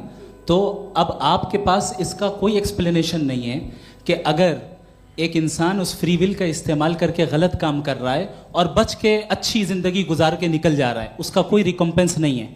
हमारे वर्ल्ड व्यू में जो इंसान गलत काम कर रहा है उसको भी रिकम्पेंस यानी उसका बुरा बदला मिलना है, और जो सही काम कर रहा है उसको सही बदला मिलना है। लिहाजा जो फ्री विल है वो इस तरीके से है कि एक लिमिटेड टाइम तक खुदा ने मोहलत दी है। ऐसे नहीं कि छूट दे दी, जो करना है करते रहो हमेशा। वक्त आएगा जब एग्जाम का टाइम खत्म होगा तब रिजल्ट आएगा। दौराने एग्जाम जबरदस्ती आपको नहीं बताया जाएगा। अरे भाई एक सेकंड, जी सवाल मुफ्ती साहब से मेरा, मुफ्ती साहब से जी हाँ रुक जाइए, आपसे फोन, आप इसके बाद आपसे यही रहेंगे वो। हाँ बोलिए। मैं मुफ्ती साहब एक ही सवाल करता हूँ कि अगर जो हो रहा है फ्री विल से हो रहा है और एक दिन बरोज़ क़यामत इंसाफ होगा मैशर में वगैरह वगैरह, तो दुआ क्यों मांगते हैं लोग? दुआ मांगते हैं इसके मतलब है अभी भी उसने ये डिपार्टमेंट रखा है कि मैं रोज़मर्रा की ज़िंदगी में बिल्कुल ही कैन। तो तुम कैन हो, तुम मुझे नौकरी दिला देते हो, मेरे बेटे को ग्रीन कार्ड दिला देते हो, और 45,000 बच्चे मरते उन्हें रोकते नहीं हो। नहीं तो क्या आप ये कह रहे हैं कि इस दुनिया में जालिमों को कभी पकड़ ही नहीं होती है? अरे जो भी पकड़ होगी वो बच्चे रोते हैं। बिल्कुल, देखें मैंने अपने ओपनिंग स्टेटमेंट में यही कहा था कि जनाब जावेद साहब सिर्फ इमोशनल आर्गुमेंट देंगे। This is an emotional argument. ये छोटे मोटे इसके पीछे का रीजन मैंने बताया क्या है, इसके पीछे का विजडम क्या है मैंने बताया। मंच से आप लोगों को सज्जनों इसलिए कह रहा हूं ताकि थोड़ा सा आपके कॉन्शियंस पे जोर रहे कि आपको ऑर्डर बचा के रखना है। वक्त तय हुआ था, ये वक्त पूरा हुआ, आपने इतने धैर्यपूर्वक सुना, मैं आप सबका बहुत बहुत शुक्रगुजार हूं। यदि इन दोनों विद्वानों की इच्छा होगी तो कभी हम इस बातचीत का राउंड 2, राउंड 3, यही तो देखिए खूबी है इंसान की कि बहस मुबाहसे में वो पड़ा रहता है। आप लोगों ने बड़े धैर्य का परिचय दिया, बहुत बहुत शुक्रिया। इसी के साथ ये बातचीत यहाँ पे समाप्त होती है। आप लोग को मैं एक बात बता दूं, ये सारी बहस हो गई, अब मुफ्ती साहब और बड़े मुफ्ती साहब इन साथ के साथ मैं खाना खाने वाला हूँ। अच्छा